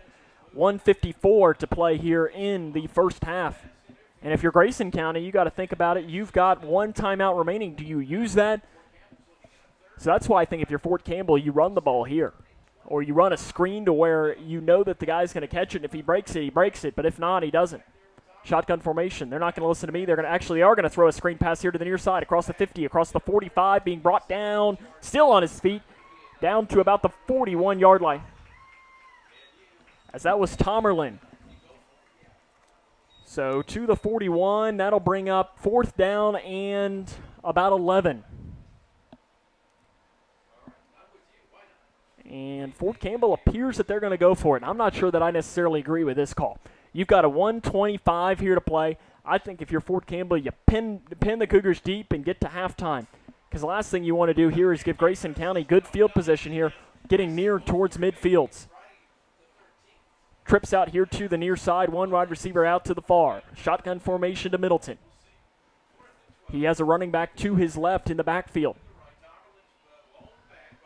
1 minute to play. He drops back to pass, 3-step drop. He's going to throw it off to Tomerlin in the flat, and Tomerlin's going to be brought down at about the 38-yard line. So the Cougars are going to get somewhat decent field position with 54 seconds here to play. So taking over on downs here to the 38-yard line. And see, that's why I don't necessarily agree with the call to go for it, because now the Cougars get the ball at the 30. Even if you kick it into the end zone, they get the ball at the 20. That 18 yards could be a lot, especially when the Cougars have a weapon in Logan Raymer. But then again, that's why I'm in the broadcast booth and not down on the field coaching this one. So Grayson County here will have the ball with 54 seconds. So the ball placed at the Cougars 38. It's going to be handed off to Kerr across the left side. He is going to be across the 40, and he's going to be brought down from behind, but the tackle is going to push him to about the 45-yard line. So it'll bring up 2nd down and about 2 or 3 coming up, 35 seconds, and it appears that the Cougars really aren't in any rush. They have 1 timeout, 30 seconds, and this might be the play where they decide whether they're going to see if they can't do more. 2nd down and 3. And now we have a whistle blown, an official timeout. Oh, a Fort Campbell player is tying his shoes.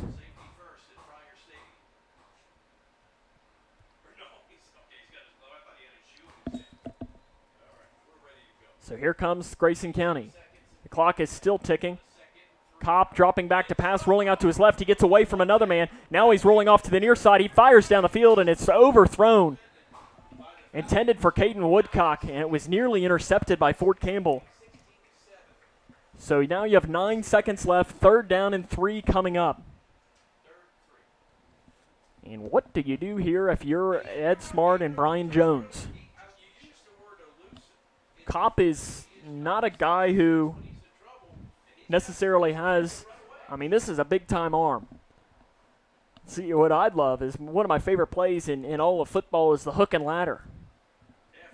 So where they will complete the pass and they'll pitch it off to another player right when he catches it. So trips out here to the near side. Kopp is just going to hand it off across the right side, and he's going to get across the 45 near the 1st down marker. But it's not going to matter to Jacob Kerr. That is the end of the first half. Grayson County leads this one 16-7 as this is Cougar football right here on K105. When you or a loved one is ready to seek help for a drug addiction, don't let the moment pass. Instead of wasting precious time searching the internet and spending hours on the phone, you can find help now. Because the keys to finding treatment are right at your fingertips. Go online to findhelpnowky.org. Answer 5 optional questions, and in less than a minute, get a list of every Kentucky-based treatment provider accepting clients. Findhelpnowky.org. Finding addiction treatment is easier than ever. I am a nurse, a firefighter, a college student, a mother, and I am an American soldier. I will always be ready for every storm and disaster that threatens my community. I will always be there to protect my neighbors, my family, and my country. We are the Army National Guard. We are the Army National Guard. We are the Army National Guard. Visit NationalGuard.com to learn more about part-time service. Welcome back to the show. Now it's time to dig into some of this great barbecue. Cut!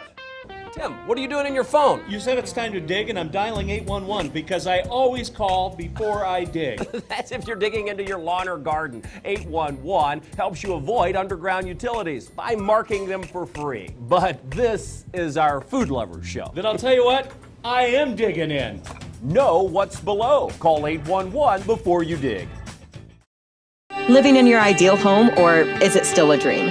Future Designs Building Materials can help you turn your dreams into reality with atrium windows that will make the sun look brighter, roofing material that will keep your home protected year-round, and decking material for that perfect barbecue setting.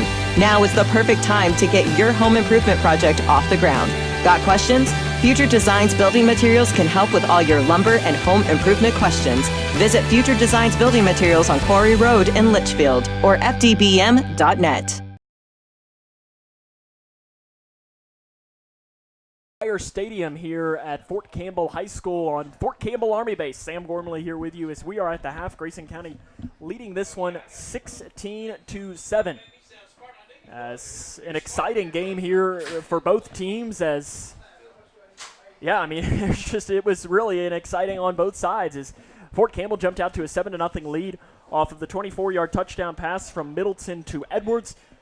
Logan Kopp ended up adding at the start of the second quarter, 7-yard touchdown run that tied us up at 7. The Cougars then had one of the more interesting plays here of our young season as they had a little pooch onside kick that was down at about the 20-yard line, and Fort Campbell just kind of stood there and watched it, and the Cougars took advantage of it, were able to fall on it. Not a lot of offense on that drive, though, but Logan Raymer put the ball through the uprights, a 32-yard field goal to make it a 10-7 game. And then a 1-yard touchdown run by Logan Kopp with 4 minutes and 7 seconds left. Raymer ended up missing the extra point. But to make it 4 minutes and 7 seconds, and the Cougars were leading that one by a score of 16-7. We'll see if we can't bring you some score updates here. At the half, John Hardin leads Meade County 14-7. Glasgow leads Allen County Scottsville 29-0. Bowling Green leads PRP 42-0. That game is just starting in the third quarter of that game. And let's see if we have anything else that really has much of an interest. Central Hardin leads E-Town 25-18. Logan County leads Russellville 34-7 at the half. Owensboro leads Apollo 26-0.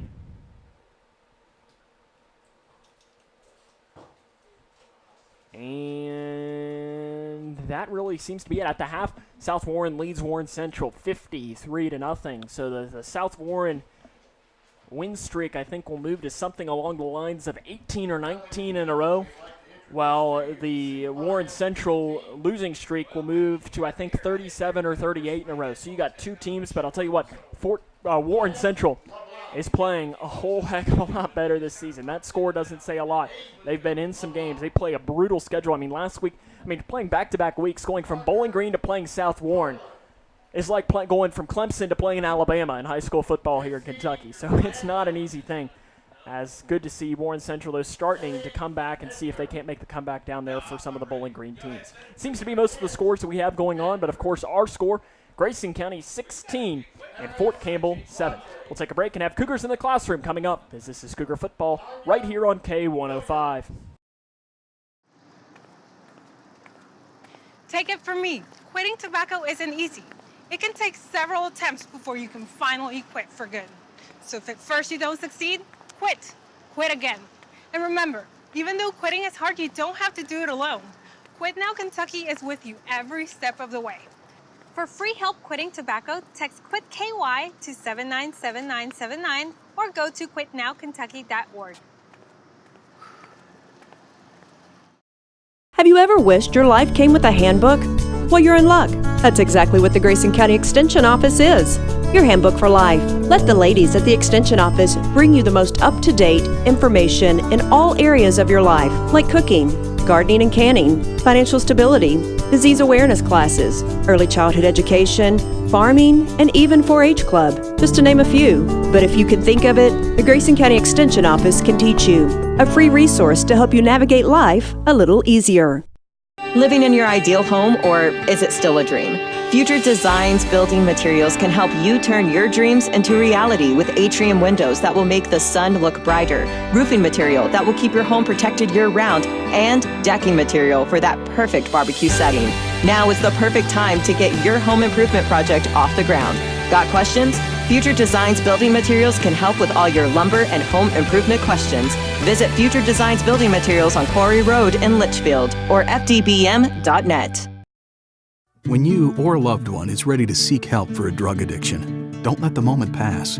Instead of wasting precious time searching the internet and spending hours on the phone, you can find help now. Because the keys to finding treatment are right at your fingertips. Go online to findhelpnowky.org, answer 5 optional questions, and in less than a minute, get a list of every Kentucky-based treatment provider accepting clients. Findhelpnowky.org. Finding addiction treatment is easier than ever. While the Cougar athletic teams get most of the spotlight from the community, it is in the classroom where they first learn to succeed. This season, we will be featuring some of these people and programs that are making a difference in the lives of Grayson County students. This evening, we head to Clarkson Elementary, where the Family Resource Center is impacting the lives of students on a daily basis. The kids know when they need something that they can come and ask.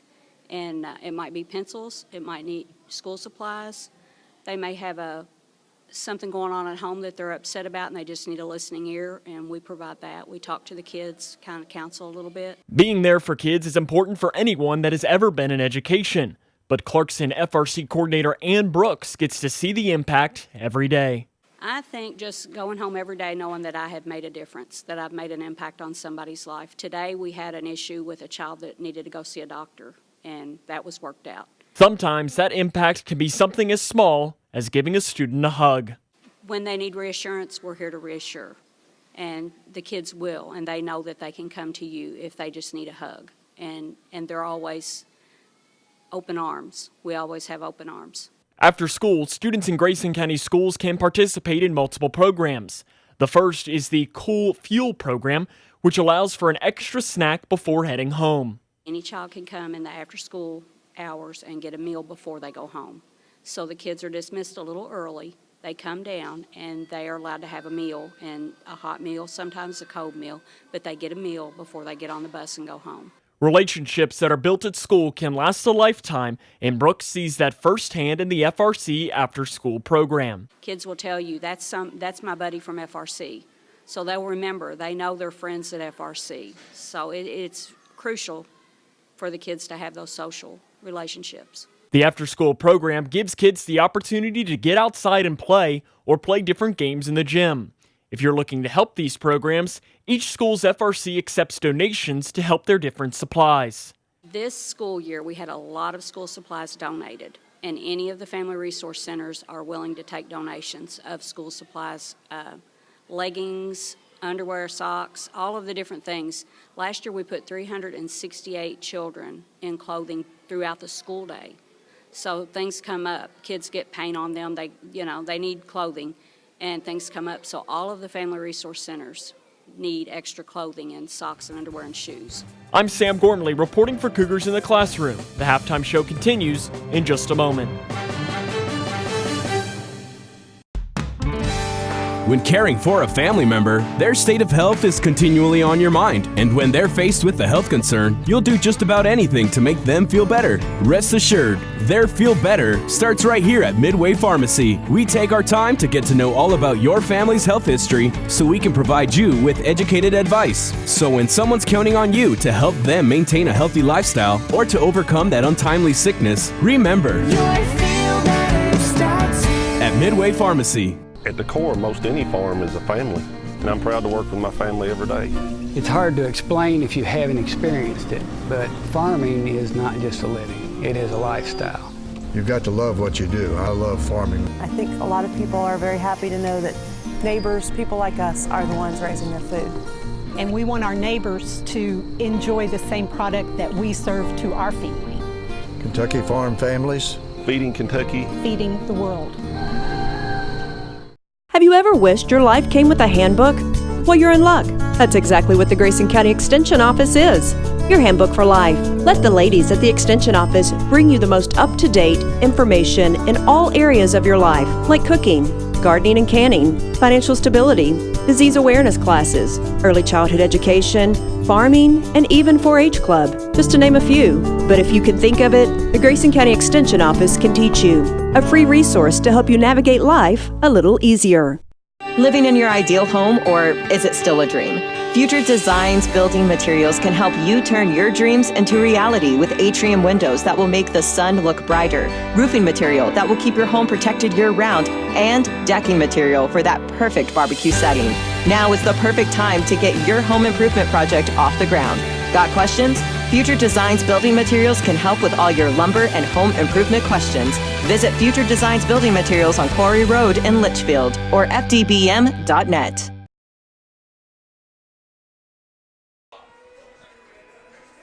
Sam Gormley back here with you here tonight as the Cougars getting ready to start the second half, as the clock here has about 4 minutes, and then they have the 3-minute warm-up clock, so we've got some time here to kill. But we want to thank, if you were wondering that Cougars in the Classroom segment might have been one that you've heard already, it was from the Nelson County game, but we were dealing with some issues with our streaming then, and we really wanted to be sure that the Clarkson FRC program really got a second chance for people to see. So a lot to like there as they're playing the YMCA here, and the fans are losing it here. And in fact, my digital productions main worker there as well is dancing it up. In fact, are they putting an eye on the press box now to maybe see you do that as well? But if you're listening with us on K105 and maybe you're getting ready to make the way home to where you might be able to watch on a device, you can go to K105.com, and right there in the middle will be a link for you to watch. You can just click play and watch it, stream it to your smart TV via YouTube. You can just search K105 The Best Mix. That's the best way to watch that. Or you can also join us on the K105 Facebook feed. If you're watching with us, be sure you let us know who you might be cheering for and things along that lines. Is who you might be cheering for, where you might be watching from. That's what we always like to see. As we had somebody watching from a game a couple of weeks ago in Arizona. We had somebody watching, I think, last week on a tugboat on the Mississippi, watching from Michigan. We had somebody watching from London, England. We love hearing that kind of stuff, and it's always interesting to see where you might be watching from. And I know a lot are probably watching from that Litchfield area, because this is a little bit of a trip, and then getting on the military base is a little bit of a challenge. And probably for some, if they didn't have to deal with a challenge, why even go through it to begin with? Let's see if I can't bring you some scores here from around the region. Owensboro Catholic leads South Spencer, Indiana 34-7. Hart County leads Butler County 33-14. That score is at the half. Central Hardin leads E-Town 25-18. And Greenwood leads Warren East 15-0. That game is just starting the second quarter there, as that game must have started a little bit late, as it was scheduled for a 7 p.m. start, but just starting the second quarter. No, that's a typo, starting the third quarter. I was going to say there's no way that the first quarter took them almost an hour and a half to play. I mean, we've seen some long games. Paducah-Tillman leads Graves County 14-6. That game is at the half. And Bowling Green leads PRP 49-0 with 4 minutes left in the third quarter of that game. And a volleyball score to bring you, as Breck County has defeated Christian Academy of Louisville and John Hardin, both in 2 sets, as they're completing in the Taylor County Throwdown, which is a great name for a volleyball tournament. So they're competing in that one. Henderson County leads Hopkinsville at the half 14-7. Those are some of the scores that we can bring you from around the region, as our score is Grayson County leading Fort Campbell 16-7, as we're getting closer and closer to getting ready to start here our second half of play, as Fort Campbell will get the ball to start the half. So we'll be sure to bring you all of the action here. Again, if you're listening with us, you can watch with us on K105 YouTube page or the K105 Facebook page. Sam Gormley here with you, as we will take a break and have the play-by-play of the second half coming up. This is Cougar football right here on K105. At the core, most any farm is a family, and I'm proud to work with my family every day. It's hard to explain if you haven't experienced it, but farming is not just a living, it is a lifestyle.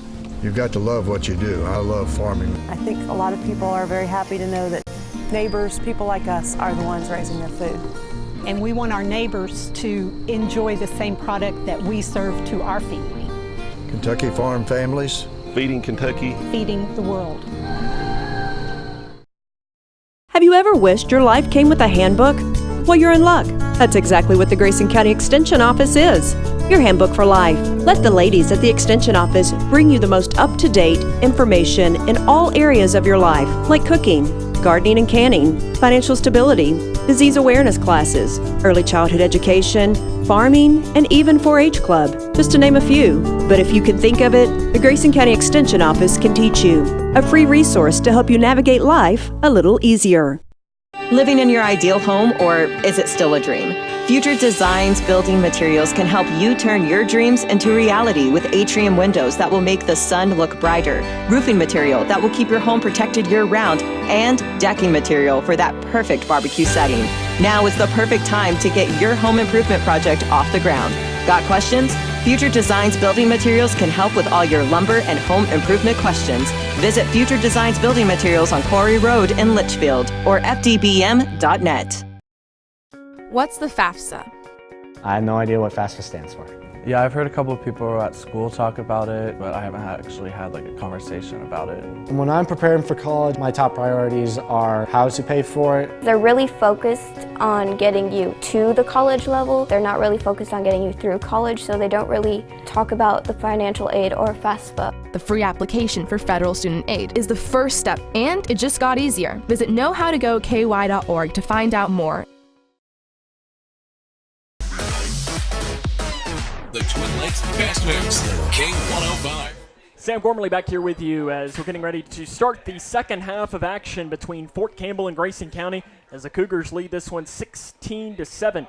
Here as we get ready to start the second half, of course, Fort Campbell will get the ball here to start the quarter. If you just joined us and missed any of the action from the first half, the Cougars got there scoring a 7-1-yard touchdown run by Logan Kopp and a 32-yard field goal by Logan Raymer, and the lone touchdown for Fort Campbell was a 24-yard touchdown by Middleton as he found Edwards streaking over the middle for a 24-yard touchdown pass.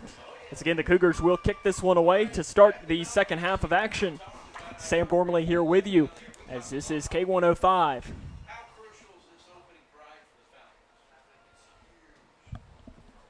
So the Cougars to kick this one off from right to left.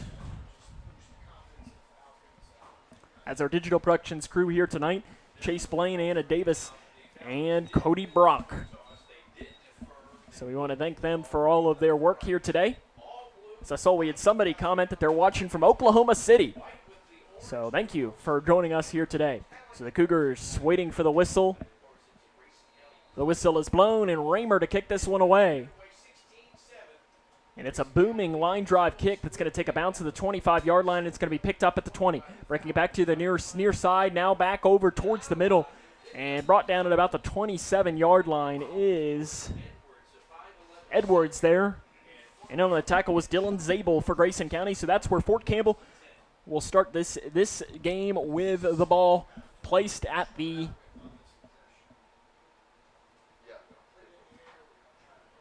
27-yard line is where they'll place this. So the Fort Campbell 27. The Fort Campbell faithful has been rowdy here at times, and we were talking with someone up here in the press box, and they said that this isn't anything. When they were really good in the late 2000s, and that like when they won the 3 straight titles with Antonio Andrews, so this place sounded like an earthquake. Shotgun formation for Middleton. He is going to hand this off, and nothing going there on the run as the Cougars swarmed him on that play. As Ryan Mode might have been the first one in there for Grayson County, and it's going to end up being maybe a loss of 1 or 2 yards on the run. So they're to say it's a loss of 1. Back to the 26. Second down and 11 coming up. 11.5 to play here in the third quarter. Grayson County leads this one 16-7.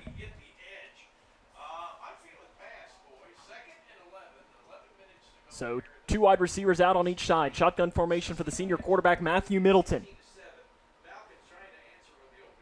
See his Tomerlin to his right. He's dropping back to pass. It's a 3-step drop, firing over the middle, and it's way high, diving towards the interception, and it falls incomplete. As Hunter Toms made an attempt at picking that one off near midfield. but it falls incomplete as he airmailed the intended target, Connor Brinkmeyer. So 3rd down and 11 coming up. An obvious passing down here for the Falcons of Fort Campbell, who other than their first drive have not had much success tonight at all.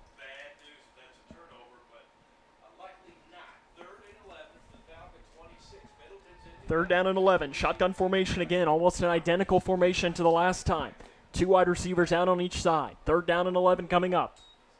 Dropping back to pass, 2-step drop. He's going to roll out to his right, firing off into the flat. The pass is complete across the 30 and running down out of bounds near the 35-yard line.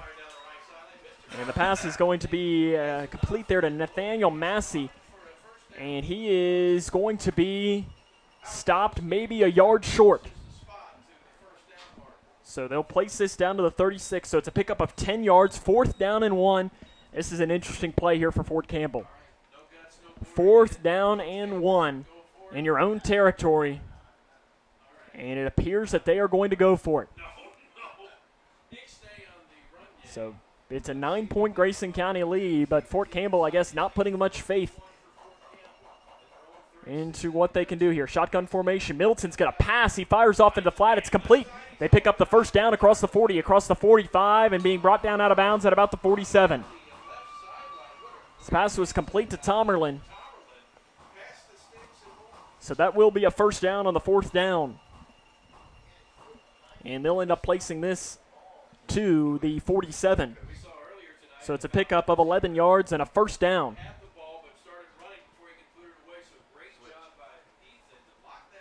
So 1st down and 10 coming up here for the Cougars, or for the Falcons rather. Shotgun formation. 2 wide receivers out on each side. It's a lazy snap, and he's going to roll this one out to the right as Middleton. He's going to carry this one. He's across the 50. That's exactly where he's going to run out of bounds, and he continues running all the way down.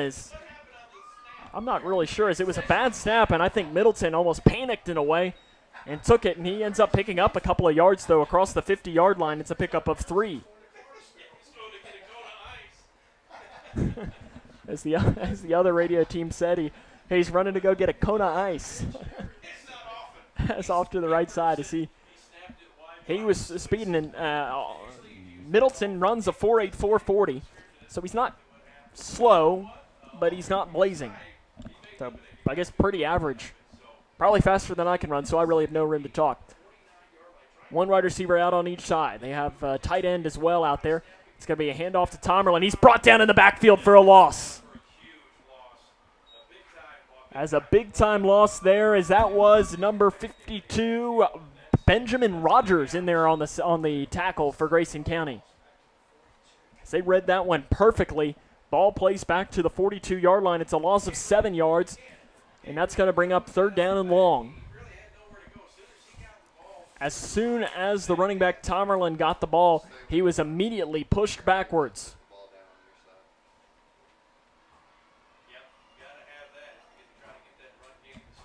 So here we come. 3rd down and long again coming up for Fort Campbell. They send the man in motion, Edwards, from the right to the left. Fort Campbell again working from left to right on your radio dial. He's going to take a step back. He gets away. He's going to fire. The pass is complete, but he's going to immediately brought down, still actually on his feet. And finally, as Brinkmeyer is brought down there, as the Cougars in there, Dylan Zabel was one of the first ones in there, as was Logan Kopp. So, as you would presume, a punt here coming for Fort Campbell. Ball placed to the 44, so it's only a 2-yard pickup. And Josh Robbins has just got to punt this one away here and hope that his defense can make a stand. Down 9, 9:15 to play here in the 3rd quarter. Grayson County leads Fort Campbell 16-7.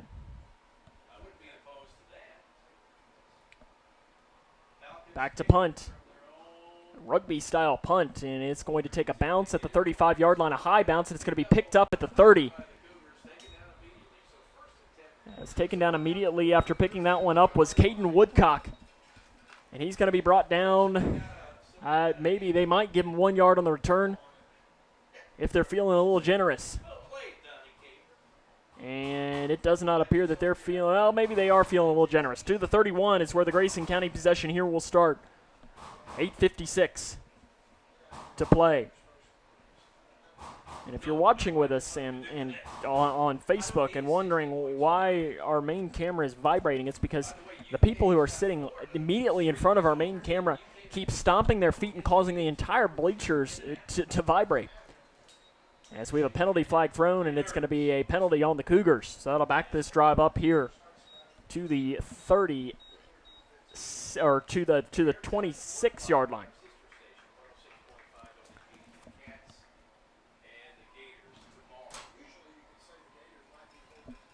So 8:56 here to play. Cougars coming up, first down and 15.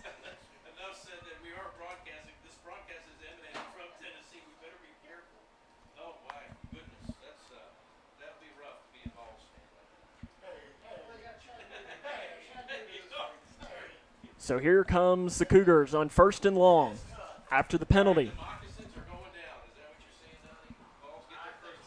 Shotgun formation, 2 wide receivers out on each side. As it's going to be kept this time as a quarterback keeper. That was Logan Kopp across the right side. He'll pick up about 3 on the run, down to the 29. So second down and 12 coming up here for the Cougars. Seeing if I can't see a score while we're having a break of action. I don't see one. 16-7 though, Grayson County leads this one over Fort Campbell. 8:20 to play here in the third quarter. Cougars have it second down and 12. Shotgun formation as it's a pitch off here to Hunter Gibson on the sweep. And he's going to be brought down near the original line of scrimmage at maybe across the 30-yard line. Our near side official says the 32. That does appear what they will go through. So it is a pickup of 3 yards. As we want to remind you to join us tomorrow as the Kentucky football team will welcome in the Florida Gators, trying to start a streak of their own. So our coverage for that game with countdown to kickoff will begin at 4:30. So you can listen to that game on K105 or watch it, I think it's on ESPN. So the Cats trying to start a streak against the Gators of their own. 16-7 though, third down and about 8 coming up here. 2 wide receivers here to the near side, also out far to the right. Shotgun formation. Dropping back to pass is Kopp. He's going to spin out to pass now. Looking, and he's going to throw, and it's tipped at the line, and it's going to fall incomplete. As in there was number 67, Fala Kueta, to bring down to tip that ball. That'll bring up 4th down and long, and the Cougars will be forced to punt this one away.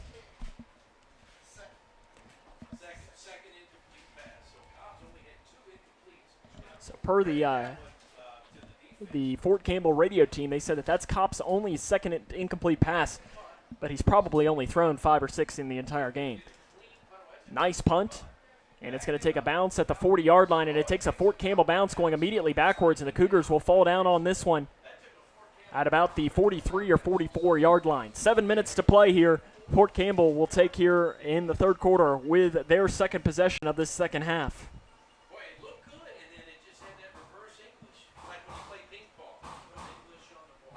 So the ball placed at the 44. And again, the Fort Campbell fans starting to bang on the stand, seeing if they can't get their team, seeing what they might be able to come up with.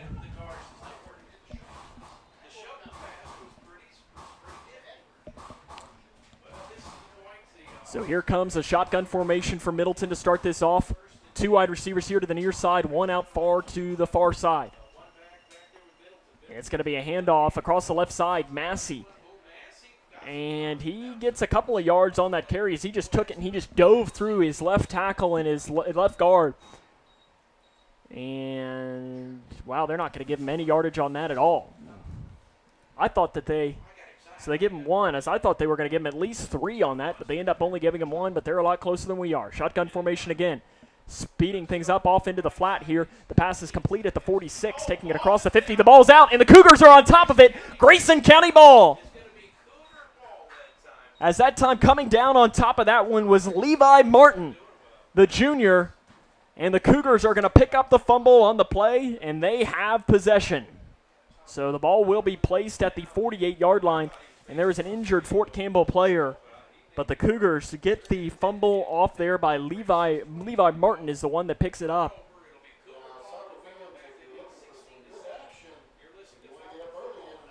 As I'm not sure who the injured player is, and let's hope that it is nothing too serious. But Grayson County will have the ball here with 6 minutes and 28 seconds to play in this third quarter of action.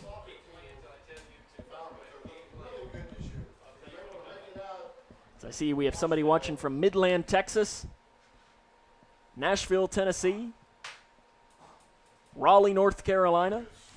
As that's Raleigh, North Carolina, that's Roger Lush, right? I want to appreciate Roger for tuning in, as I got to meet him after the Nelson County game, as he's one of the main forces behind the Cougar Football Alumni Association. You can follow him on Twitter, and he's been posting some great images. So you can go to our Twitter page or go to his and see the links to that, as he posted some great photos from their Hall of Fame night back 2 weeks ago against Nelson County.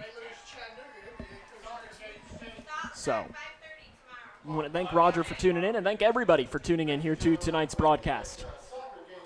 As the injured Fort Campbell player has made his way to the sideline, but the Cougars will have this ball.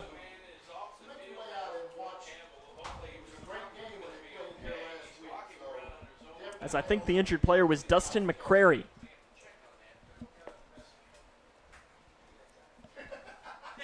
So he's not being attended to on the sideline, so I'd say that's probably a good sign. So here comes the Cougar offense here, and do we have another injured player? Is there some timeout maybe on the floor or something? In fact, there is a Fort Campbell player that has taken a seat on the field. Not sure if he's cramping or what. I think, in fact, he is, as it looks like they're bringing some water out to him right now. Let's see if we can't bring you some scores.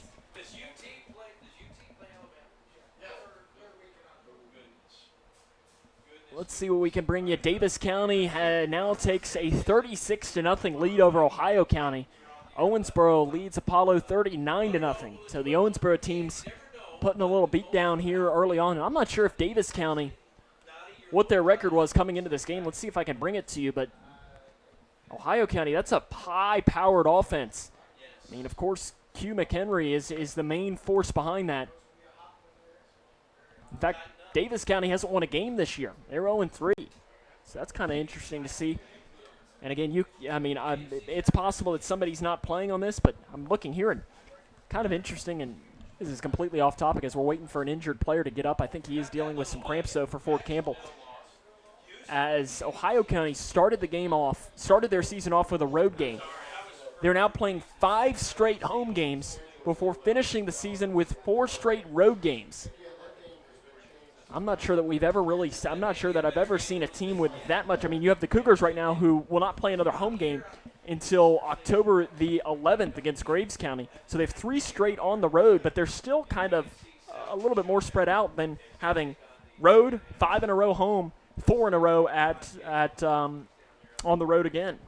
Of course, the Cougars will face Ohio County on October the 18th. That will be at Cougar Stadium. As the injured player for Fort Campbell is Jaden Ruggles. But the Cougars will have it first down and 10 with the ball placed at their own 48-yard line.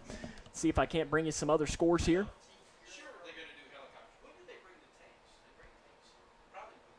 Greenwood at the end of the third quarter leads Warren East 15-0. And Bowling Green has defeated at PRP 56-0. That is a final score. McLean County leads Muhlenberg County 20-8. That game is in the third quarter. And I think that's pretty much all that we have to bring you.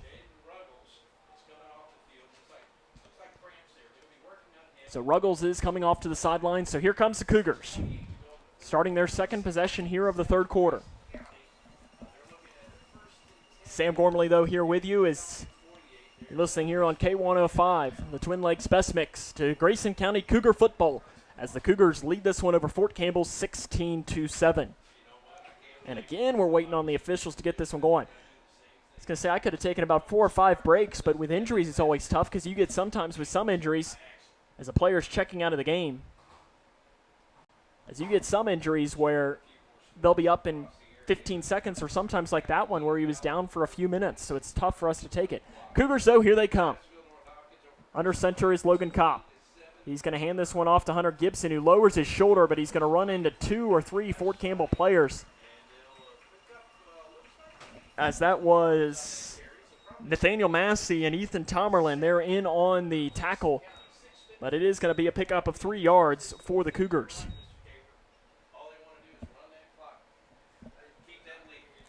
Six minutes to play here in the third quarter. Grayson County again leading this one 16-7.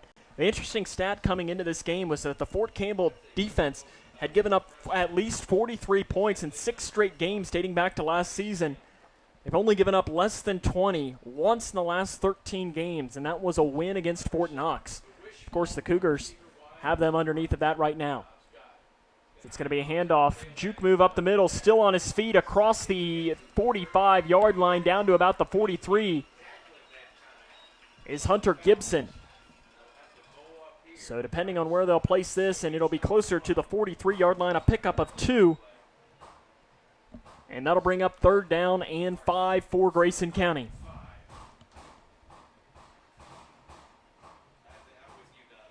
So I see here an update from the Edmondson County game. Hancock County 29, Edmondson County 21, 3:10 to play in the third quarter. So the scoring has slowed down a little bit in that one. But 3rd down and 5, Grayson County leads this one 16-7. Under center. And jumping off sides, they're not going to whistle it though, and now they will. As that's going to be an automatic first. That'll be a first down off the 5-yard penalty. As I think that was Jordan Edwards who jumped off sides there. And is it enough for a first down? They're waiting for the head official to make that call. It is first down Cougars.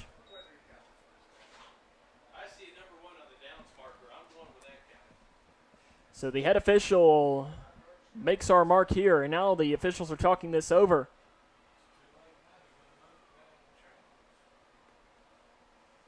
Our officials are taking their time talking this over.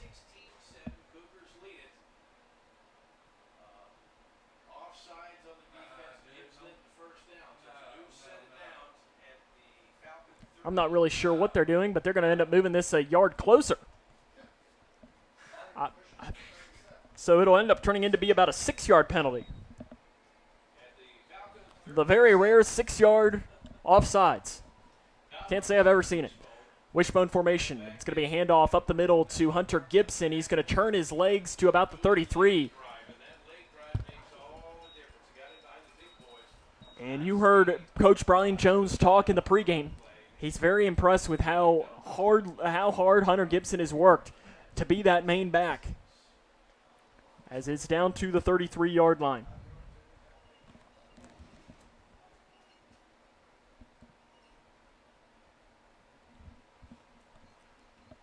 So it'll be 2nd down and about 5 or 6 coming up here for Grayson County. Ball placed on the 33.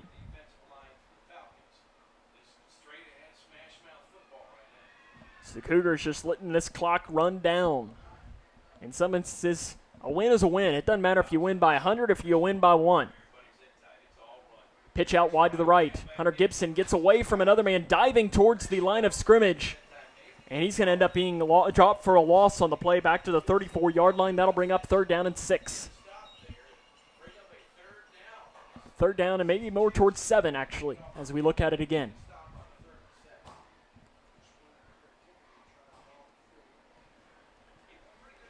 So Logan Raymer, right now we are looking, so ball's placed on the 34.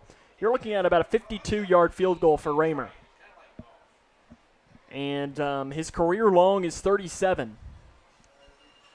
So I'm not sure, but they've never attempted him longer than 37. But that 37-yard field goal would have been good from maybe 50 or 55. Kopp is going to be dropped for a loss on the play. And I think that takes out any thought of going for it. As Jacob Kerr, or no, that was Kopp, brought down for a loss back to the, they're actually going to give him positive field position to the 37. So it's not quite as bad of a loss, but that'll still bring up 4th down and 10. And the Cougars are punting this one away. And I think this is probably the good decision. As you're looking here, ball placed at the 37. You're looking at a 55-yard field goal. Low snap. Gibson gets it away. And it is going to be caught at about the 6-yard line, taking it up the far side and being brought down. And that was Edwards there on the return, and he'll get it up to the 10-yard line. 2:27 to play here in the third quarter. Grayson County leads this one 16-7.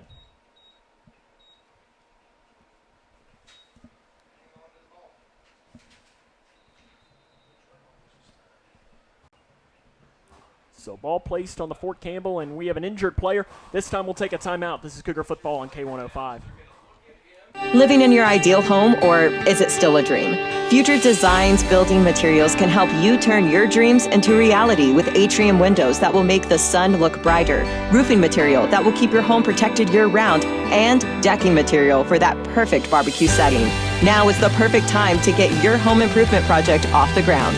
Got questions? Future Designs Building Materials can help with all your lumber and home improvement questions. Visit Future Designs Building Materials on Quarry Road in Litchfield or fdbm.net. I am a nurse, a firefighter, a college student, a mother, and I am an American soldier. I will always be ready for every storm and disaster that threatens my community. I will always be there to protect my neighbors, my family, and my country. We are the Army National Guard. We are the Army National Guard. We are the Army National Guard. Visit nationalguard.com to learn more about part-time service. We'll have the ball here as Edwards was the injured player, and he jogs off on his own power. And he's jogging off. It might be cramps, it might be something, but it doesn't appear anything too serious. The way he's stretching out his leg does appear that it is cramps there on the sideline. So it'll be 1st down and 10 from their own 10-yard line, goes Fort Campbell. Shotgun formation for Middleton. He's standing at his own 5. Fakes the handoff to Massey. He's going to carry this one as himself across the left side. He's across the 15, across the 20. And he's going to be brought down at about the 21-yard line. And that's the first read option play that Fort Campbell has used all game. And they ended up, and the Cougars paid the price there on that. It's a pickup of 12 yards, 1st down, Fort Campbell.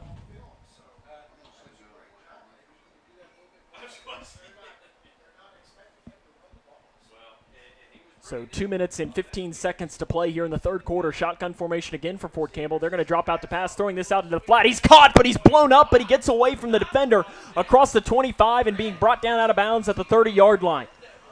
A Cougar player came in and laid a massive hit, but the player was able to get away from it was the running back, Tomerlin.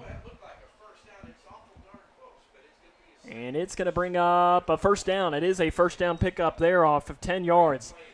But a Cougar player on that hit laid down a big-time hit.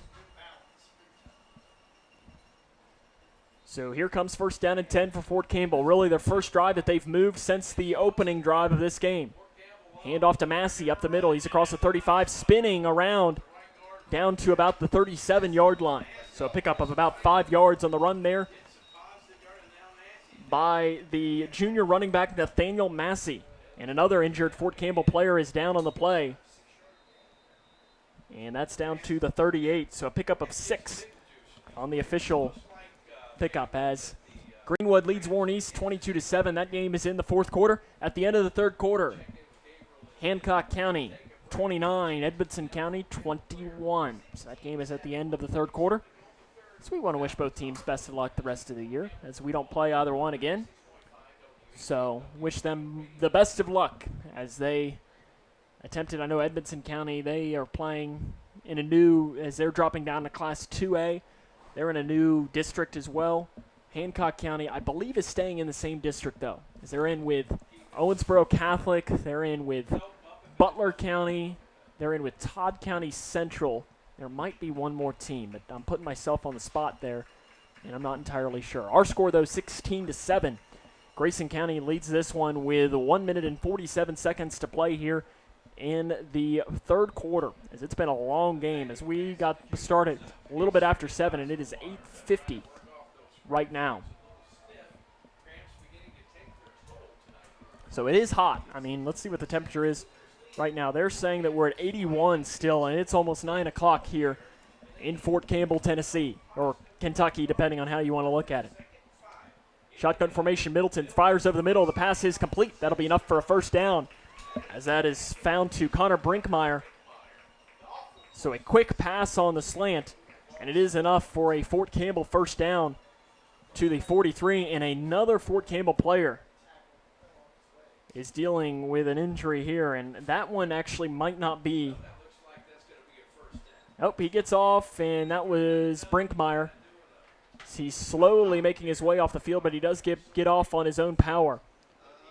And I think that we're going to have a timeout maybe on the field. No, the Cougar defense is remaining out there.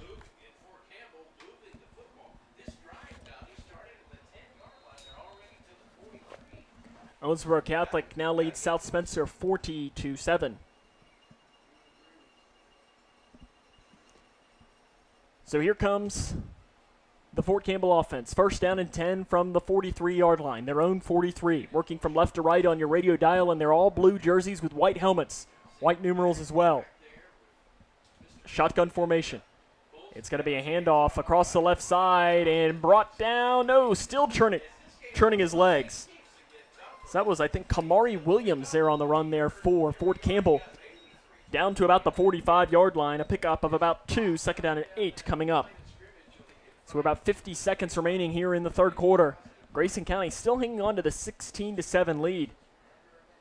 I think that this would be kind of looked at a little bit of a disappointment. Probably Coach Smart not necessarily taking anything against Fort Campbell. Fort Campbell's played well on defense. They've shut the Cougars down tonight. 30 seconds to play in this third quarter. Second down and 8 coming up. This might be the final play of the quarter unless an incomplete pass. Trips out here to the near side. One wide receiver out to the far. As a handoff up the middle and still on his feet and finally being brought down. And that'll probably be the final play here of this third quarter, as that'll be placed down to about the 48-yard line, and that is our final play here of this third quarter. Grayson County leads Fort Campbell 16-7. This is Cougar football on K105. At the core, most any farm is a family, and I'm proud to work with my family every day. It's hard to explain if you haven't experienced it, but farming is not just a living, it is a lifestyle. You've got to love what you do. I love farming. I think a lot of people are very happy to know that neighbors, people like us, are the ones raising their food. And we want our neighbors to enjoy the same product that we serve to our family. Kentucky Farm Families. Feeding Kentucky. Feeding the world. When caring for a family member, their state of health is continually on your mind. And when they're faced with a health concern, you'll do just about anything to make them feel better. Rest assured, their feel better starts right here at Midway Pharmacy. We take our time to get to know all about your family's health history so we can provide you with educated advice. So when someone's counting on you to help them maintain a healthy lifestyle or to overcome that untimely sickness, remember, your feel better starts here at Midway Pharmacy. This fourth quarter of play, they trail by 9. So third down and 5 coming up. 2 wide receivers out on each side. Shotgun formation for Middleton. He fakes the handoff, firing over the middle. The pass is complete across the 40, still on his feet across the 35, across the 30, breaking tackles. And that was complete to Tomerlin, down to the 26 or 27-yard line.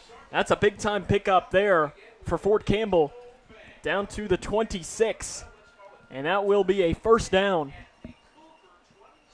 So that is a pickup of 26 yards on the pass and catch. And this is where I think if you're a Cougar fan, you're getting a little bit worried, as you're up by 2 scores. But Fort Campbell is marching here for the first time since their first drive of the game. Shotgun formation. It's going to be a handoff to Massey across the right side, and he's going to be tackled as he gets across the 25 down to about the 24. Middleton immediately runs over to his offensive coordinator, Kyle Sperling, to get the play call.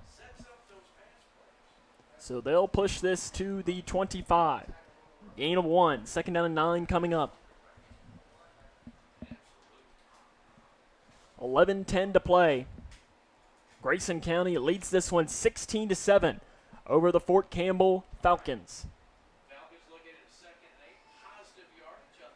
Trips out here to the near side. One wide receiver out far to the right. On the far hash is Fort Campbell. Again, working from right to left on your radio dial. It's a one-step drop. He's going to fire one to the end zone, and there's no one there. As a penalty flag is called, and they better not call that pass. That would be a bad call if they call this on pass interference on Grayson County, because there was no way that ball was being caught. It was thrown to the corner of the end zone as the near side judge called it.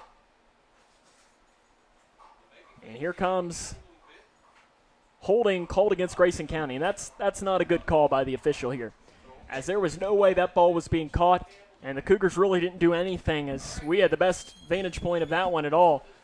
But another player for Fort Campbell is cramping down on the field. And I would presume that Coach Smart's probably not too happy. He's probably not happy at his defender, but probably even less happy that that was maybe even called a penalty. But that's why I'm in the radio booth and not down on the field.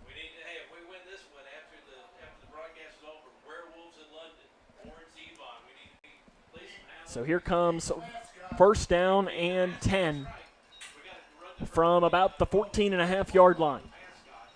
Under 11 now to play. The Cougars still hang on to this 9-point lead. Shotgun formation for Fort Campbell. Trips out here to the near side. Dropping back to pass. It's a screen pass off here, and it's complete across the 15-yard line, as it was Brinkmeyer in there. And he's going to be pick up of about 3 yards on it, bringing up 2nd down and 7. So the Cougar defense, I'm not sure if it's starting to show some fatigue out there, but this drive has been long and methodical. As we're looking right here at this next play will be play number 10 on the drive here for the Falcons, as it started all the way back at their own 10-yard line. So they've already gone almost 80 yards. 78 to be exact, and they're taking time off the clock. It's about a 4-minute drive to go this long. Trips out to the far side. Middleton. He is going to fake the handoff. He's going to carry it himself across the right side. He's across the 10. He's going to run even with his sideline and be pushed out of bounds at about the 5 or 6 yard line. So that is enough for a 1st down for Fort Campbell.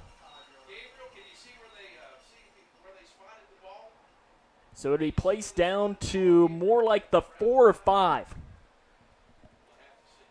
So it's a pickup of about 8 yards. 1st and goal from the 4. 9:54 to play here. Grayson County trying to hold on to this 9-point lead. Fort Campbell, though, knocking on the door. Middleton delivering the play call to his running backs to the backfield. Shotgun formation. It's a handoff off the right side, going into the end zone and diving, and he goes in. That's a touchdown for Octavius Mahogany. And Fort Campbell has made this a 1-possession game. So Octavius Mahogany picks up the 4-yard touchdown run by Mahogany there with 9 minutes and 50 seconds to play. And are they going to go for it? No, they are going to attempt the extra point here.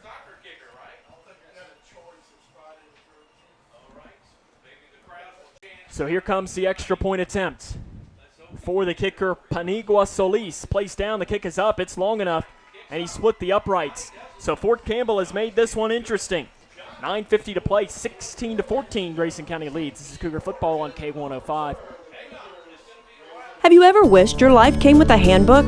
Well, you're in luck. That's exactly what the Grayson County Extension Office is.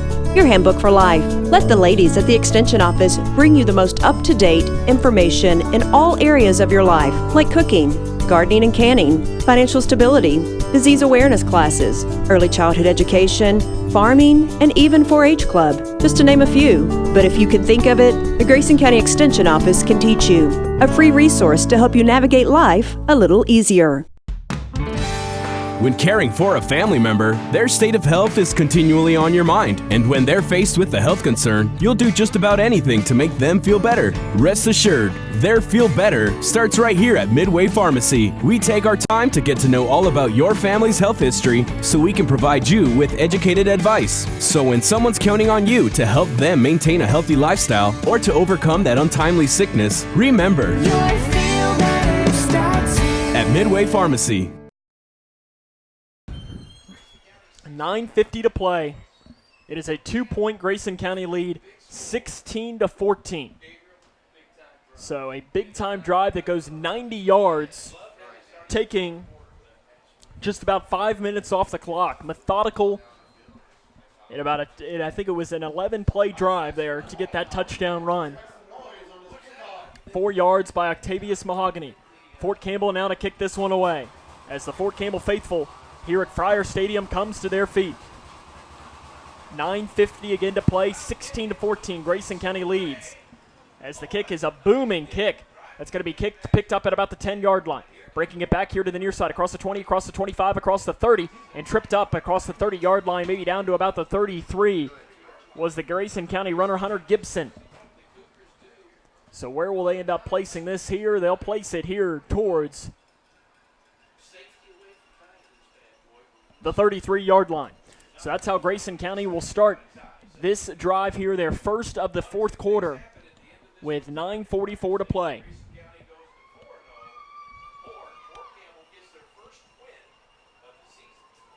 So again, placed here at the 33. This is where they need one of those methodical, long drives, take a lot of time off this clock and get a touchdown and put this one away. Under center goes Logan Kopp, one wide receiver out on each side. As it's going to be a handoff up the middle to Jacob Kerr. Actually, that was Hunter Gibson who was in at the fullback position there. And it's a pickup down to the 36-yard line. That'll be a pickup of 3 yards. 2nd down and 7 coming up.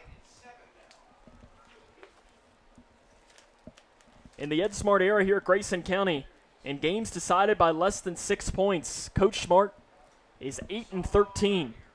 He hasn't won in the last 4 years, one of those. I have to go back to see when the last one. Trying to turn that tide here. Under center again. Kopp might have ended up carrying this one himself across the left side, as it's just a mass of players. And he's going to end up getting down to about the 40-yard line. So it'll pick up a 4 yards, 3rd down and 3 coming up. So we're at 8:45 now to play in our game.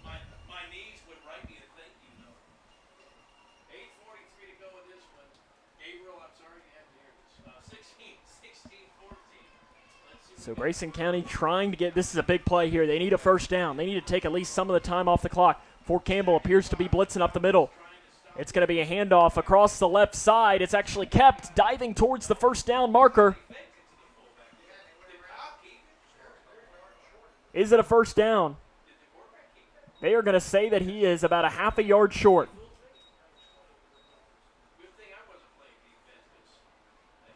So it'll be 4th down and 1. 42. So what do you do here? 4th down and 1. And I think you go for it here because it's very rare that Fort Campbell has been able to get you stopped for negative yardage. You need about a yard here. So I think this is probably a good call here by Ed Smart to go for it. Kopp under center. He'll take it himself and diving towards the 1st down marker, and he's easily, actually that was Caden Woodcock. As he dives towards the 1st down as they put in Woodcock there. As that will be placed at the 45-yard line, and that's enough for a 1st down Cougars. So Woodcock is into the game at quarterback.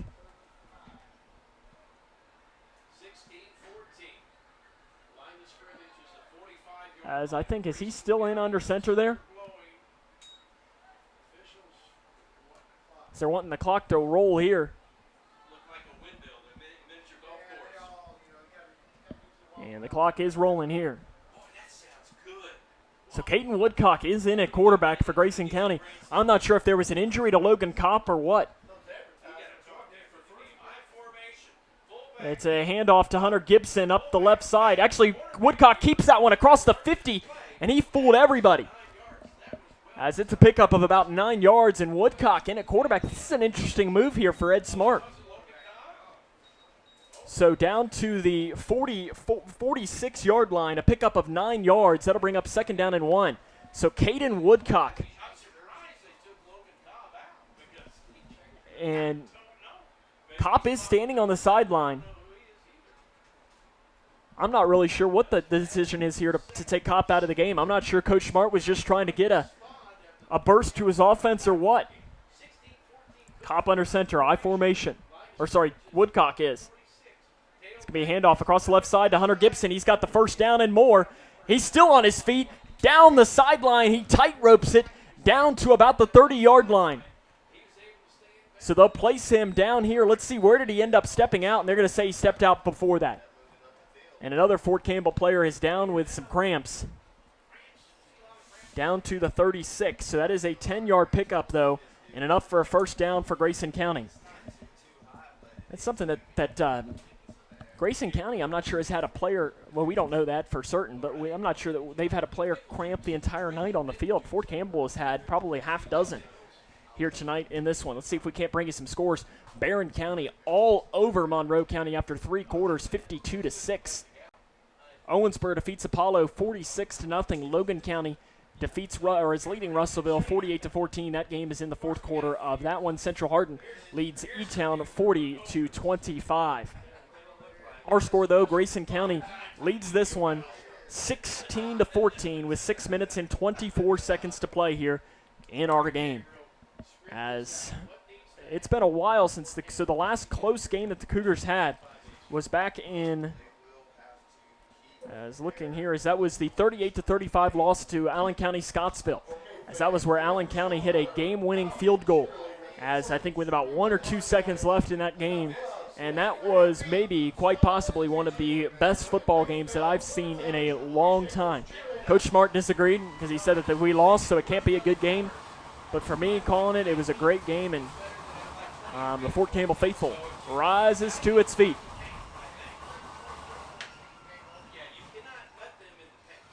So Grayson County will have it here, 1st down and 10. The ball will be placed at the Fort Campbell 36-yard line. 6:24 to play. The next play will be play number 7 here on this drive. Let's see if it's Woodcock still in at quarterback or if it is Hunter Gibson or if it is Logan Kopp. Appears that it is Woodcock.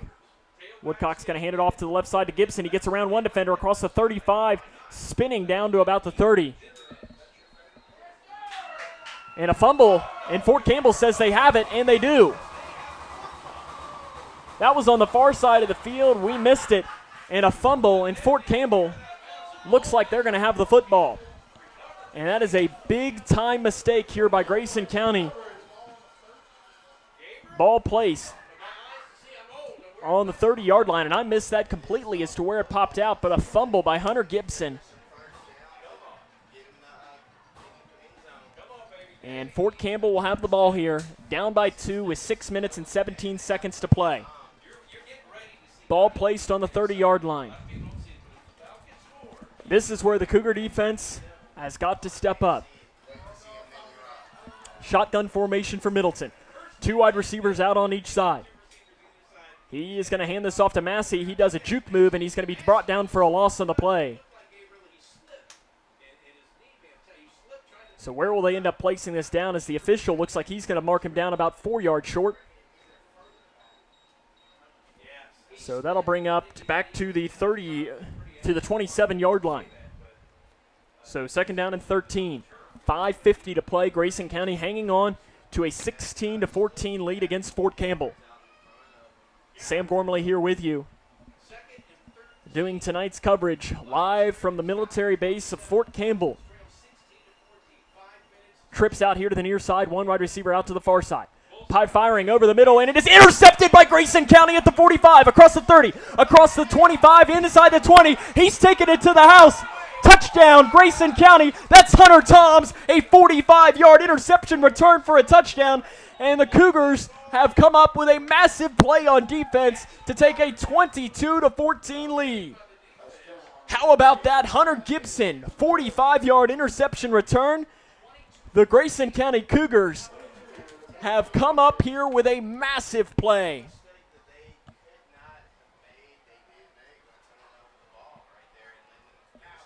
Hunter Toms. Can you believe it? Wow. So Raymer can put this in. It would make it a two-possession game.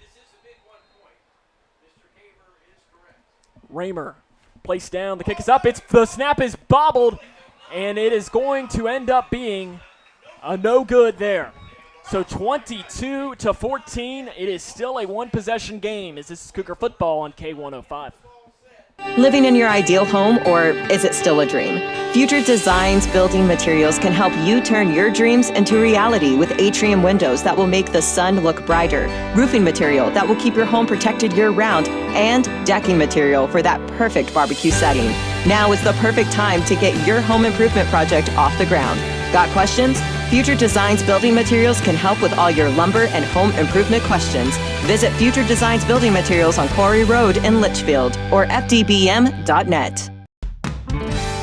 When caring for a family member, their state of health is continually on your mind. And when they're faced with a health concern, you'll do just about anything to make them feel better. Rest assured, their feel better starts right here at Midway Pharmacy. We take our time to get to know all about your family's health history so we can provide you with educated advice. So when someone's counting on you to help them maintain a healthy lifestyle or to overcome that untimely sickness, remember, at Midway Pharmacy. As per usual, Grayson County doesn't take the full minute after scoring a touchdown. And the Fort Campbell kick, it was a squib kick. Fort Campbell picks it up at the 32-yard line. 5:22 to play. This has been an excellent football game here today. So Fort Campbell will have this at their own 32-yard line. They're down 22-14 with 5 minutes and 22 seconds. Hunter Toms just had a 45-yard interception return for a touchdown. We got to check our blood pressure right now, see if we're maybe rising a little bit after that. Are we alive? We're all alive up here. Handoff now off to the left side and getting around the defender and being brought down maybe near the original line of scrimmage. As Tomerlin was running around and he somehow ends up getting back to the original line of scrimmage. As he had 2 or 3 Cougars going right at him. And it might end up being, nope, it will be. We do have a penalty flag on the play. So the penalty flag here. Cougars pointing towards it being on Fort Campbell. And it might be a hold. It is holding. So that'll back Fort Campbell back here. 5 minutes and 14 seconds to play. So where will they end up placing this? They'll place it at the 24. So that'll bring up first down and 18. 5:14 to play. Grayson County leads this one 22-14. Shotgun formation. 2 wide receivers here to the near side. 1 out in the slot to the far side. And he's going to fire to him across the middle. The pass is complete across the 35. And being brought down at the 40-yard line is Jordan Edwards. As the Cougars have been killed on that a couple of times here tonight. So down to the 40-yard line, a pickup of 16 yards, but it's still about 2 yards short here. So second down and 2. The downs marker on the opposite side says it's still, okay, now they've changed it to second down. They had said that it was third down, but I didn't think that it was. Second down and 2. Shotgun formation again. Looking to pass, he's going to take it himself, and around the corner, he's still on his feet across the 45 and runs into a wall of Cougar defenders down to about the 46-yard line.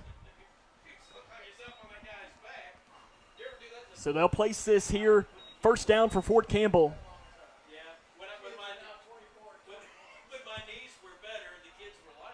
4:22 to play. They'll place this at the 48, so it's an 8-yard run there by the quarterback Middleton.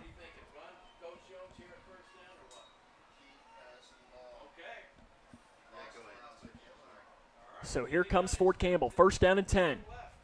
The Cougar secondary is showing some of their weaknesses here.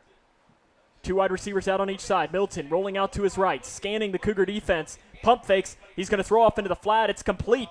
And across the 50-yard line, still on his feet. And Mahogany was the one there with the catch. And they'll place this, and we have a penalty flag on the play. And it's coming back, holding on Fort Campbell. That's a big penalty, a sigh of relief there for Cougar fans as it keeps them from going into Falcon territory.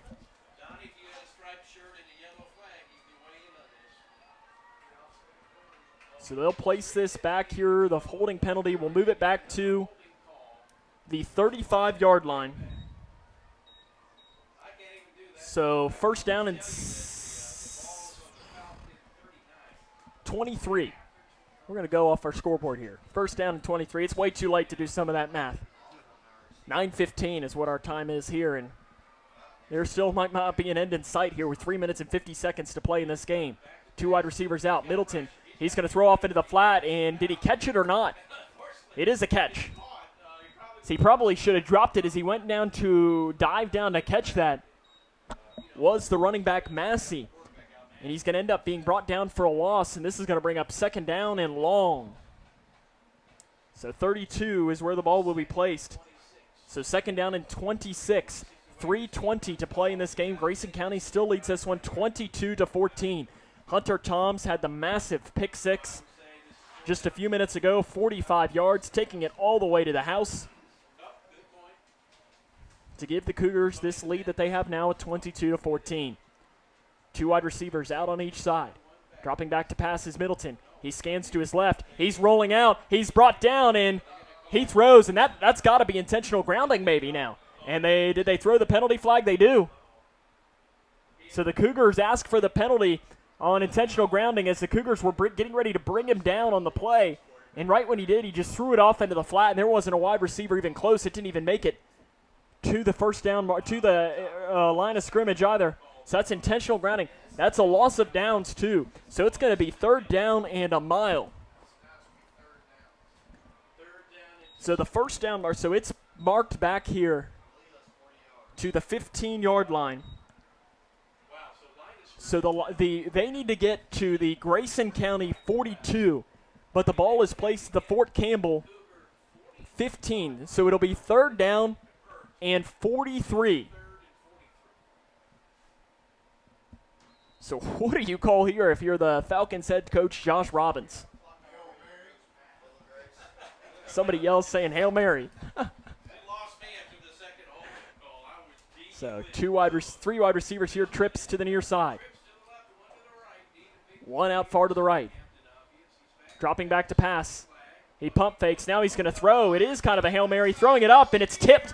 Nice defense by Grayson County. Logan Kopp jumps up to grab that one. And stopping that here, as it will be fourth down and 43. 2 minutes and 51 seconds. Fort Campbell does have all 3 timeouts, and they don't have any choice but to punt this one away. I mean, 4th and 43. I'm not really sure what much else you can do here.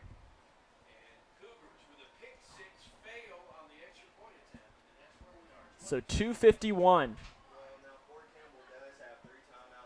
So the Cougars aren't even sending a man back to return.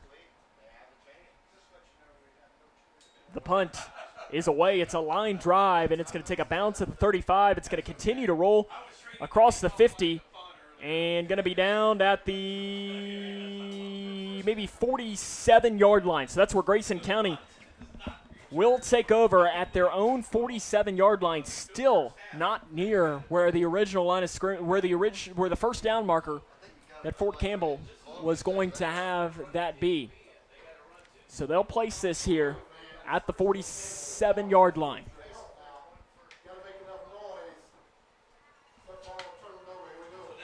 So the Cougars here with 3 timeouts for Fort Campbell. This is where you get all the strategy that's going to come in. How do you play this? Cougars can run down this clock here and escape with a victory to improve to 4-0 for the 2nd straight year. Next week, Grayson County will be on the road at Breck County, opening up district play for Fort Campbell. they will host Fort Knox here, so it's a battle of the military bases. Not sure if there's an extra rivalry there or not, but Fort Campbell, that's the last win that they had was against Fort Knox. Under center is Caden Woodcock again. He's going to pitch it out to Logan Kopp, who's going to be in the running back formation. He's going to run out of bounds at the 49-yard line. So that's kind of an interesting play there as Woodcock is in at quarterback. And so it's a 2-yard pickup. So he runs out of bounds, and probably that's what Ed Smart's saying right now is whatever you do, don't run out of bounds. Running out of bounds just gives them a free timeout. Make this clock run. 2nd down and 8 coming up here for the Cougars. Under center. An I formation. Woodcock is there. And it's going to be a handoff to the fullback. He's across the 50, running into the 49-yard line and being pushed immediately back.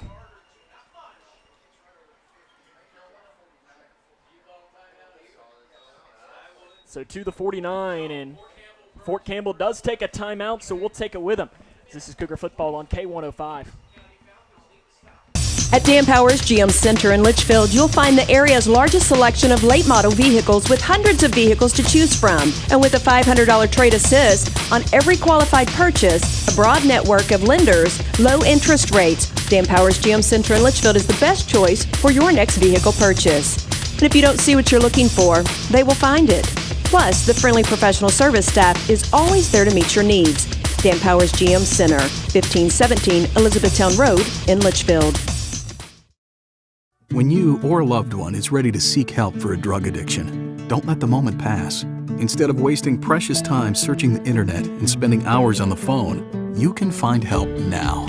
Because the keys to finding treatment are right at your fingertips. Go online to findhelpnowky.org. Answer 5 optional questions, and in less than a minute, get a list of every Kentucky-based treatment provider accepting clients. Findhelpnowky.org. Finding addiction treatment is easier than ever.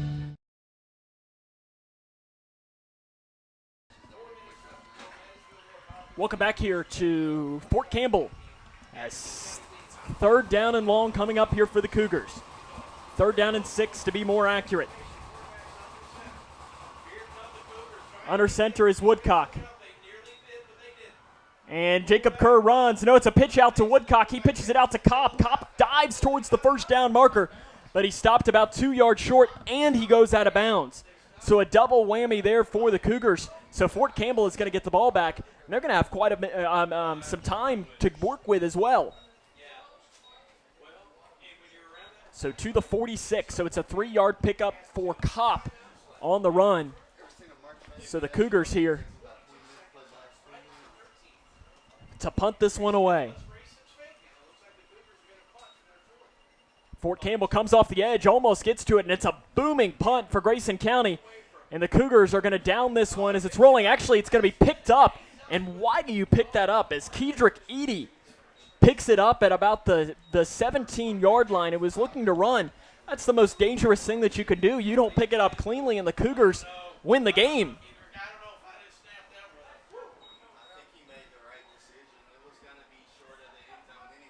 So the ball will be placed at the 16 of Fort Campbell. They have 2:12 to play.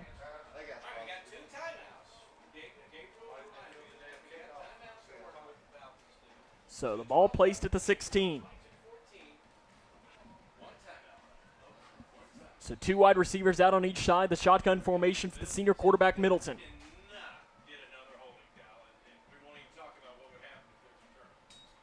Dropping back to pass. Scanning and off into the flat, and it is incomplete.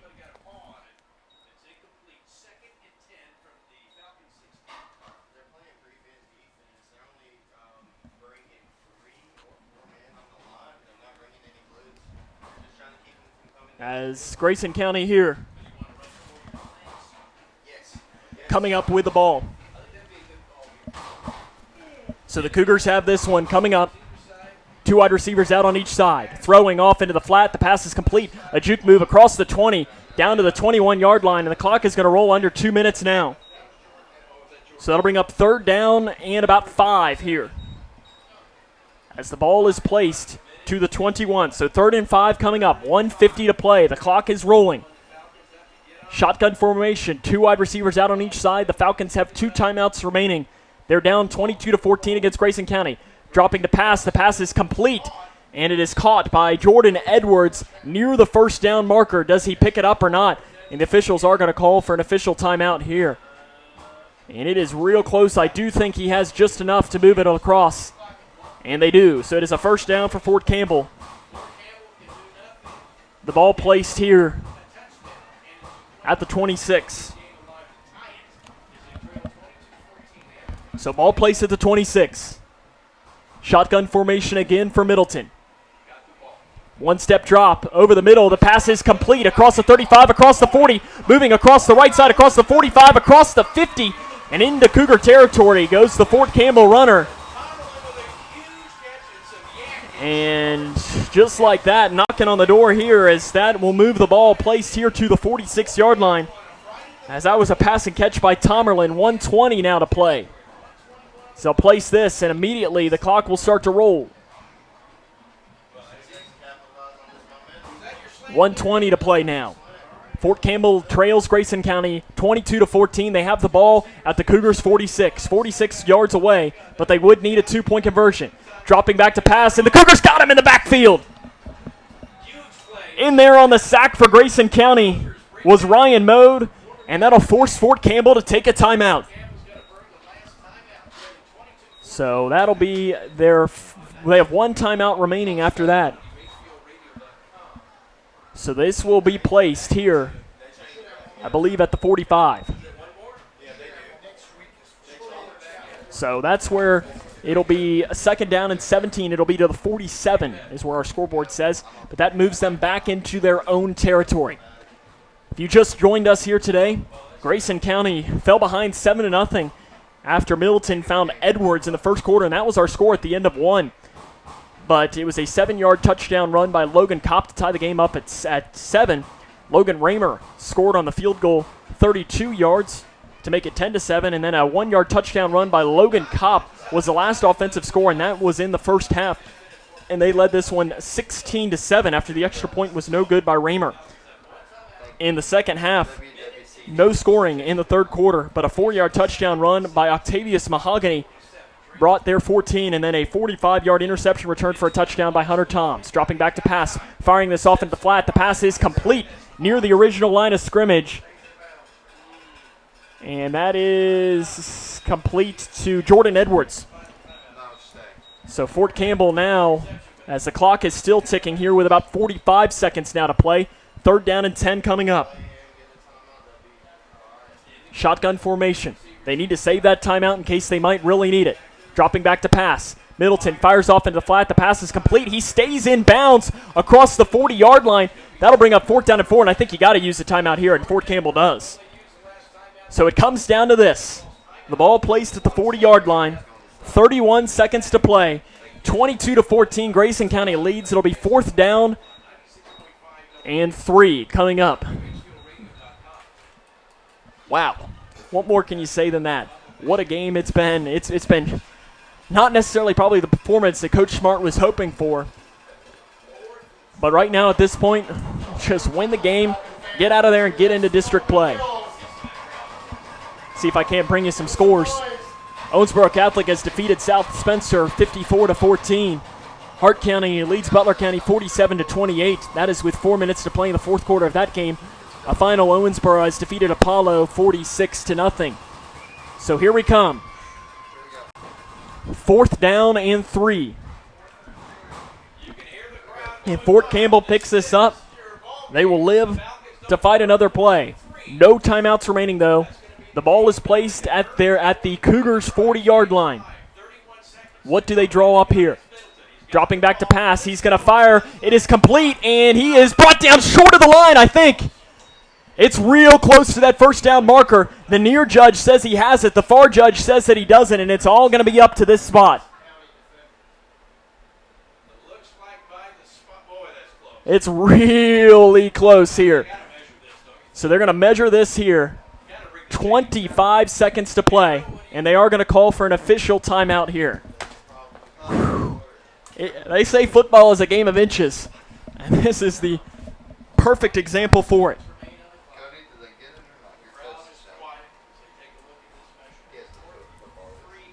So here comes, as they're waiting for the side judge to bring it in. Here comes the chain gang. We will keep an eye on this to see if he gets it or not. So they're making the walk now up the field.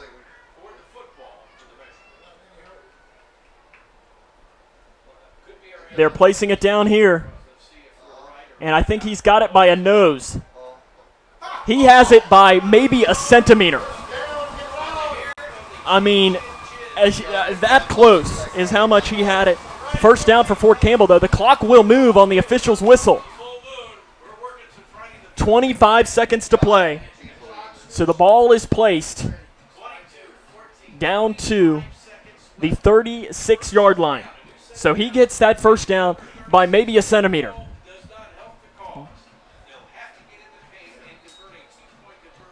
So here comes, the clock is rolling. 20 seconds to play. Middleton dropping back to pass over the middle. It is complete. No, he drops it. And honestly, if you're Fort Campbell, that's probably the best thing that could have happened, because you'd have to get up really quick and spike it to the point where you might have only had a chance at a Hail Mary. 17 seconds now to play. So you can't go over the middle unless he's wide open in the end zone. Especially now, 17 seconds to play. Second down and 10 coming up. 22-14, Grayson County leads this one over Fort Campbell. Fort Campbell 36 yards away from possibly, they would have to score and get a 2-point conversion. Two wide receivers out on each side, and this is probably a smart timeout taken here by Ed Smart. He wants to talk with his defense, and I think at this point, you got to make them pass in the middle of the field if you're Grayson County. Almost create a box. Let them pass in the middle of the field. Let them have it. If they can do that, because you have 17 seconds left. So if you throw it down into the middle, you can possibly be brought down with about 11 seconds left. That would mean that you'd have to get the ball snapped. You'd have to hope that it would be enough for a first down, because if it's not, the game is going to be over. Because there's almost no chance for you to spike that ball. And if you do, you might have 1 second left. So you're in kind of a weird spot here. If you're Fort Campbell, what exactly do you do? And if you're Grayson County, what do you do as well? Fort Campbell has had a lot of success passing the ball here today. But here we come, out of the timeout from Grayson County. 17 seconds left to play. Under center. Shotgun formation, Middleton dropping back to pass. He's going to fire over the middle, and it is caught. It is a first down with 11 seconds to play, down at about the 13-yard line. Fort Campbell's going to have to spike it immediately. They have 11 seconds left. Ball placed down at the 12. Waiting for the official to blow the whistle. He does. 10 seconds to play and 8 seconds to play, and he spikes it with 8 seconds. 8 seconds to play. The ball will be placed here at about the 13-yard line. I think we all need to just take a collective deep breath and let it out. So Fort Campbell will have the ball here. Second down and 10 from the Grayson County 13-yard line. You've got two chances at the end zone here. Dropping back to pass is Middleton. He fires into the end zone, into triple coverage, and it is knocked down and incomplete. And it all comes down to this. 4 seconds to play. Wow. Last week, the Cougars allowed a touchdown to Edmonson County with no time remaining. That one meant nothing. This one means everything. 22-14. Grayson County leads this one. Third down and 10 from the Grayson County 13-yard line is Fort Campbell with 4 seconds to play.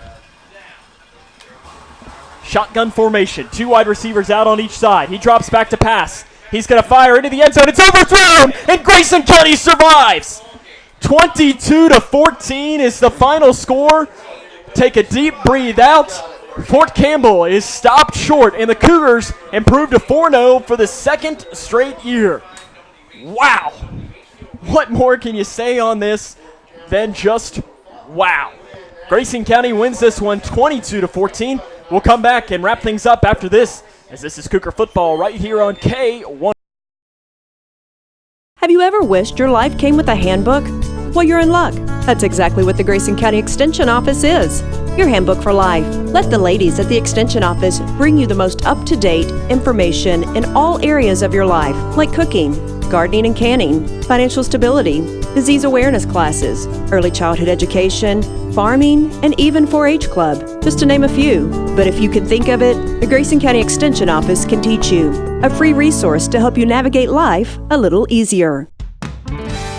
When caring for a family member, their state of health is continually on your mind, and when they're faced with a health concern, you'll do just about anything to make them feel better. Rest assured, their feel better starts right here at Midway Pharmacy. We take our time to get to know all about your family's health history so we can provide you with educated advice. So when someone's counting on you to help them maintain a healthy lifestyle or to overcome that untimely sickness, remember, at Midway Pharmacy.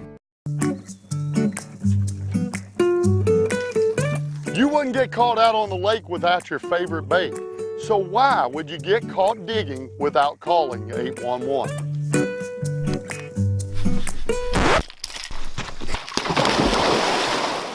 Are you getting ready to start your own digging project? Be sure to call 811 and get your underground utilities located. It's the law and it's free. Here, try this. At the core of most any farm is a family, and I'm proud to work with my family every day. It's hard to explain if you haven't experienced it, but farming is not just a living, it is a lifestyle. You've got to love what you do. I love farming. I think a lot of people are very happy to know that neighbors, people like us, are the ones raising their food. And we want our neighbors to enjoy the same product that we serve to our family. Kentucky Farm Families. Feeding Kentucky. Feeding the world. At Dan Powers GM Center in Litchfield, you'll find the area's largest selection of late model vehicles with hundreds of vehicles to choose from. And with a $500 trade assist on every qualified purchase, a broad network of lenders, low interest rates, Dan Powers GM Center in Litchfield is the best choice for your next vehicle purchase. And if you don't see what you're looking for, they will find it. Plus, the friendly professional service staff is always there to meet your needs. Dan Powers GM Center, 1517 Elizabethtown Road in Litchfield. At the core of most any farm is a family, and I'm proud to work with my family every day. It's hard to explain if you haven't experienced it, but farming is not just a living, it is a lifestyle. You've got to love what you do. I love farming. I think a lot of people are very happy to know that neighbors, people like us, are the ones raising their food. And we want our neighbors to enjoy the same product that we serve to our family. Kentucky Farm Families. Feeding Kentucky. Feeding the world.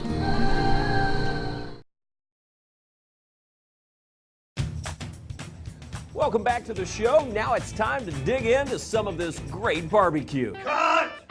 Tim, what are you doing in your phone? You said it's time to dig, and I'm dialing 811 because I always call before I dig. That's if you're digging into your lawn or garden. 811 helps you avoid underground utilities by marking them for free. But this is our food lovers show. Then I'll tell you what, I am digging in. Know what's below. Call 811 before you dig.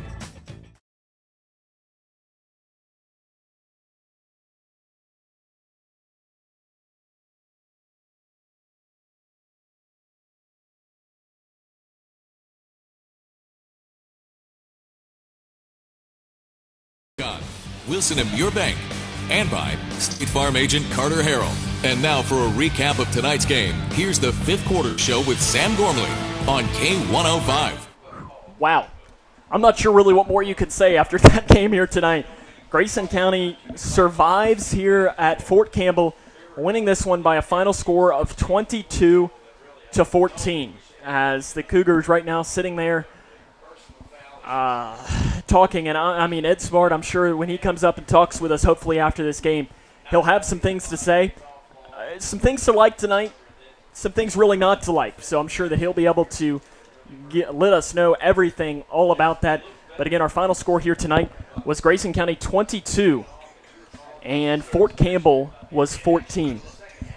So as we get ready here, as I'm not sure Coach Smart might be making his way up in a minute. But again, our final score here today, 22-14, as the Cougars hold Fort Campbell on a 3rd down and 10 from the 13-yard line. They were able to hold them short on an incomplete pass over the middle to escape with a win here tonight, 22-14. And the pro to this, you're 4-0 for the 2nd straight year. And as I had somebody tell us here walking out of the game, a win is a win is a win. It doesn't matter. It doesn't matter if you win by 1 or you win by 100. It all means a W in the record books moving forward here in this game. So Grayson County again improves to 4-0 on the year with this 22-14 victory over the Falcons here of Fort Campbell. Today on our 5th quarter show, we'll hopefully talk to the head coach of the Grayson County Cougars, Ed Smart. We'll let you know some scores from around the region, and we'll run down our scoring summary here from today. And if you missed tonight's game, then you might want to go back. If you're just tuning in to our Facebook broadcast, when we end here tonight, you're going to definitely have to go back and watch this thing over again, because it was a thriller from the moment this game started. But a win is a win. So we'll take a break and come back and have more here coming up, as this is Cougar football right here on K105. Have you ever wished your life came with a handbook? Well, you're in luck. That's exactly what the Grayson County Extension Office is. Your handbook for life. Let the ladies at the Extension Office bring you the most up-to-date information in all areas of your life, like cooking, gardening and canning, financial stability, disease awareness classes, early childhood education, farming, and even 4-H club, just to name a few. But if you can think of it, the Grayson County Extension Office can teach you.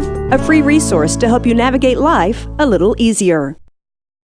At Dan Powers GM Center in Litchfield, you'll find the area's largest selection of late model vehicles with hundreds of vehicles to choose from. And with a $500 trade assist on every qualified purchase, a broad network of lenders, low interest rates, Dan Powers GM Center in Litchfield is the best choice for your next vehicle purchase. And if you don't see what you're looking for, they will find it. Plus, the friendly professional service staff is always there to meet your needs.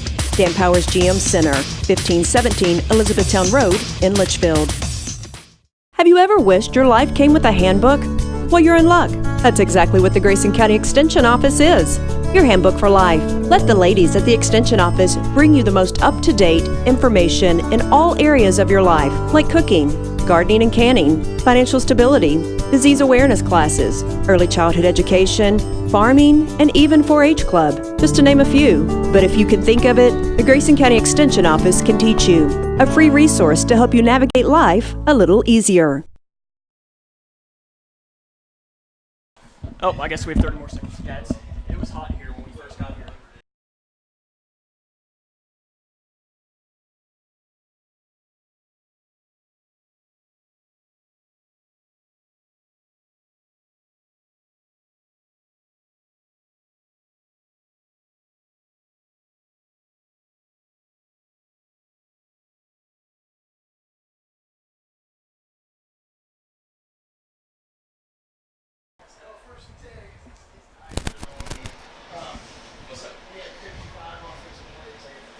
Welcome back here to Fort Campbell, where the Grayson County Cougars have defeated Fort Campbell tonight by a final score of 22-14. I'm joined now up here in the press box by head coach Ed Smart. And coach, a win is a win.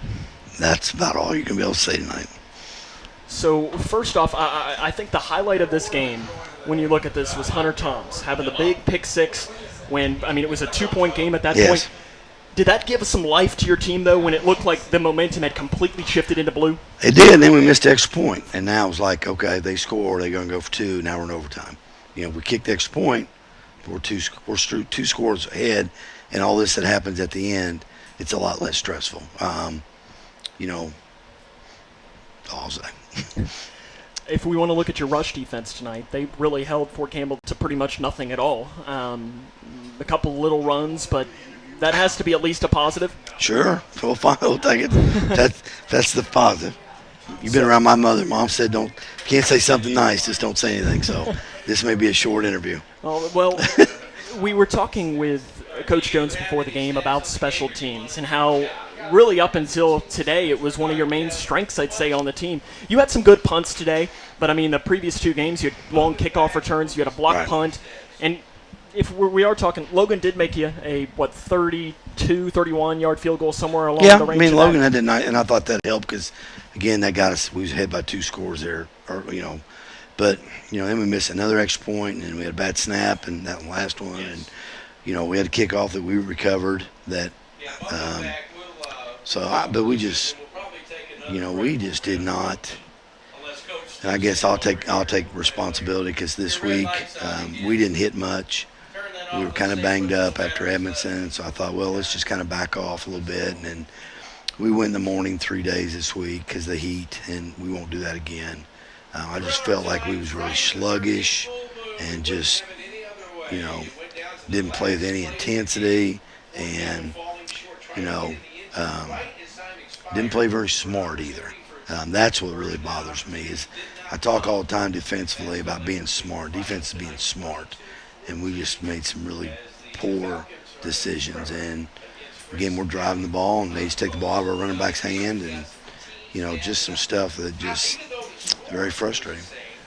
Caden Woodcock came into the game there and ran a little bit of quarterback there in the fourth quarter. Was that just you needed something to go on offense? Well, we was running some option. He does it better. And I think we were just trying to find something offensively to kind of hang our hat on. And, Mason Miller's out, and that kind of hurts us in our power game stuff. And Cooper's out, and that hurts us, and Bratcher. And so some of our power game kind of got nixed because of we're banged up. And, it's the same thing on defense is, we don't play the night with 2 of our starting linebackers that are leading tacklers.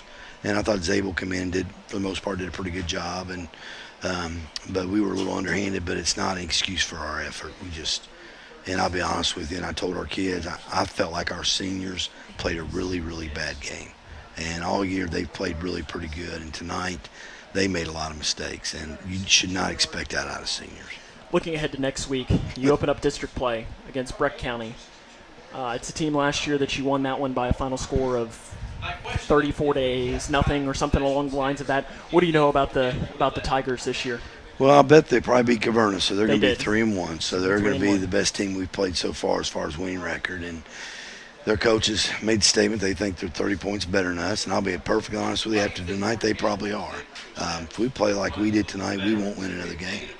And so we got to go back to the drawing board and get back to some things, or we're not going to have a very nice end of the year. All right, Coach. Drive safe going back. Yeah, that was an adventure, too. That's a whole other story. We'll have more here coming up after this. Thanks, guys. Thank you, Coach. Drive safe. At Dan Powers GM Center in Litchfield, you'll find the area's largest selection of late model vehicles with hundreds of vehicles to choose from. And with a $500 trade assist on every qualified purchase, a broad network of lenders, low interest rates, Dan Powers GM Center in Litchfield is the best choice for your next vehicle purchase. And if you don't see what you're looking for, they will find it. Plus, the friendly professional service staff is always there to meet your needs. Dan Powers GM Center, 1517 Elizabethtown Road in Litchfield.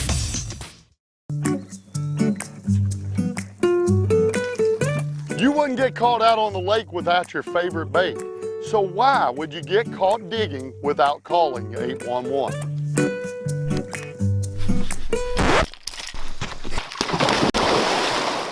Are you getting ready to start your own digging project?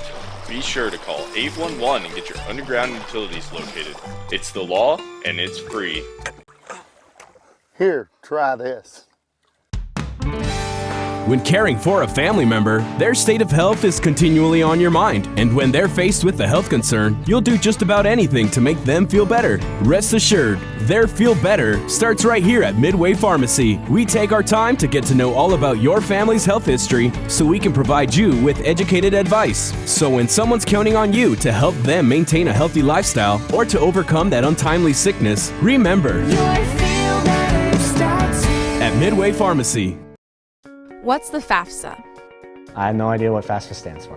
Yeah, I've heard a couple of people at school talk about it, but I haven't actually had a conversation about it. When I'm preparing for college, my top priorities are how to pay for it. They're really focused on getting you to the college level. They're not really focused on getting you through college, so they don't really talk about the financial aid or FAFSA. The free application for federal student aid is the first step, and it just got easier. Visit knowhowtogoky.org to find out more. The Twin Lakes Best Mix, K105. Welcome back here to Fryer Stadium on Fort Campbell Army Base. as the Cougars survive tonight with a 22-14 victory over the Falcons of Fort Campbell. It was a thriller tonight, so if you're watching with us on Facebook or if you're listening to our radio, you're going to have to go back and watch either on YouTube or Facebook because tonight's game was exciting from the opening kick. As it was, the Cougars went 3 and out to start the game. A 24-yard touchdown run by Middleton to Edwards gave Fort Campbell an early 7-0 lead. It wasn't until the start of the second quarter where Logan Kopp ran one from 7 yards out to make it 7-7. Logan Raymer added a 32-yard field goal before Kopp added a 1-yard touchdown run. The extra point was no good, and the Cougars took a 16-7 lead into the half. The third quarter, both teams go back and forth where punts, but then to start the fourth quarter with 9 minutes and 50 seconds, you had Fort Campbell go 90 yards on 11 plays, a 4-yard touchdown run by Octavius Mahogany, and that made the game 16-14. The Cougars then on their next drive start marching down the field and fumble the ball away, and it looked a little worrisome at that point. But after the fumble, it took only 2 plays for the Cougars to get it back. In our play of the game here tonight, a 45-yard pick 6 return for a touchdown by Hunter Toms. And from that point, both teams went back and forth, but down the field went Fort Campbell. With 4 seconds left, it was 3rd down and 10 from the 13-yard line. And the Cougars were able to stop Middleton as the pass went high, and Grayson County escapes with a 22-14 victory to improve to 4-0 on the season. I mean, the only way you can say it, you heard from Coach Smart, and a win is a win. That's all that really matters. Sometimes you'd rather lose ugly than win, or I guess you'd rather win ugly than lose and play great, because a win is a win. That's the right way to say it there. So we appreciate you tuning in here to tonight's broadcast, as you might be joining us on K105.com via K105's Facebook page. We always appreciate you joining into tonight's broadcast. 1 week from tonight, district play will open as we'll be on the road at Breckenridge County. So be sure, whatever platform you might be listening or watching on, 6:30 next Friday night, we'll be there right with you. I want to thank our digital productions crew here tonight, as we had Chase Blaine, Cody Brock, and Anna Davis. So for them, on a night where the Grayson County Cougars improved to 4-0 on the year with a 22-14 victory over Fort Campbell, I'm Sam Gormley saying, so long, everyone.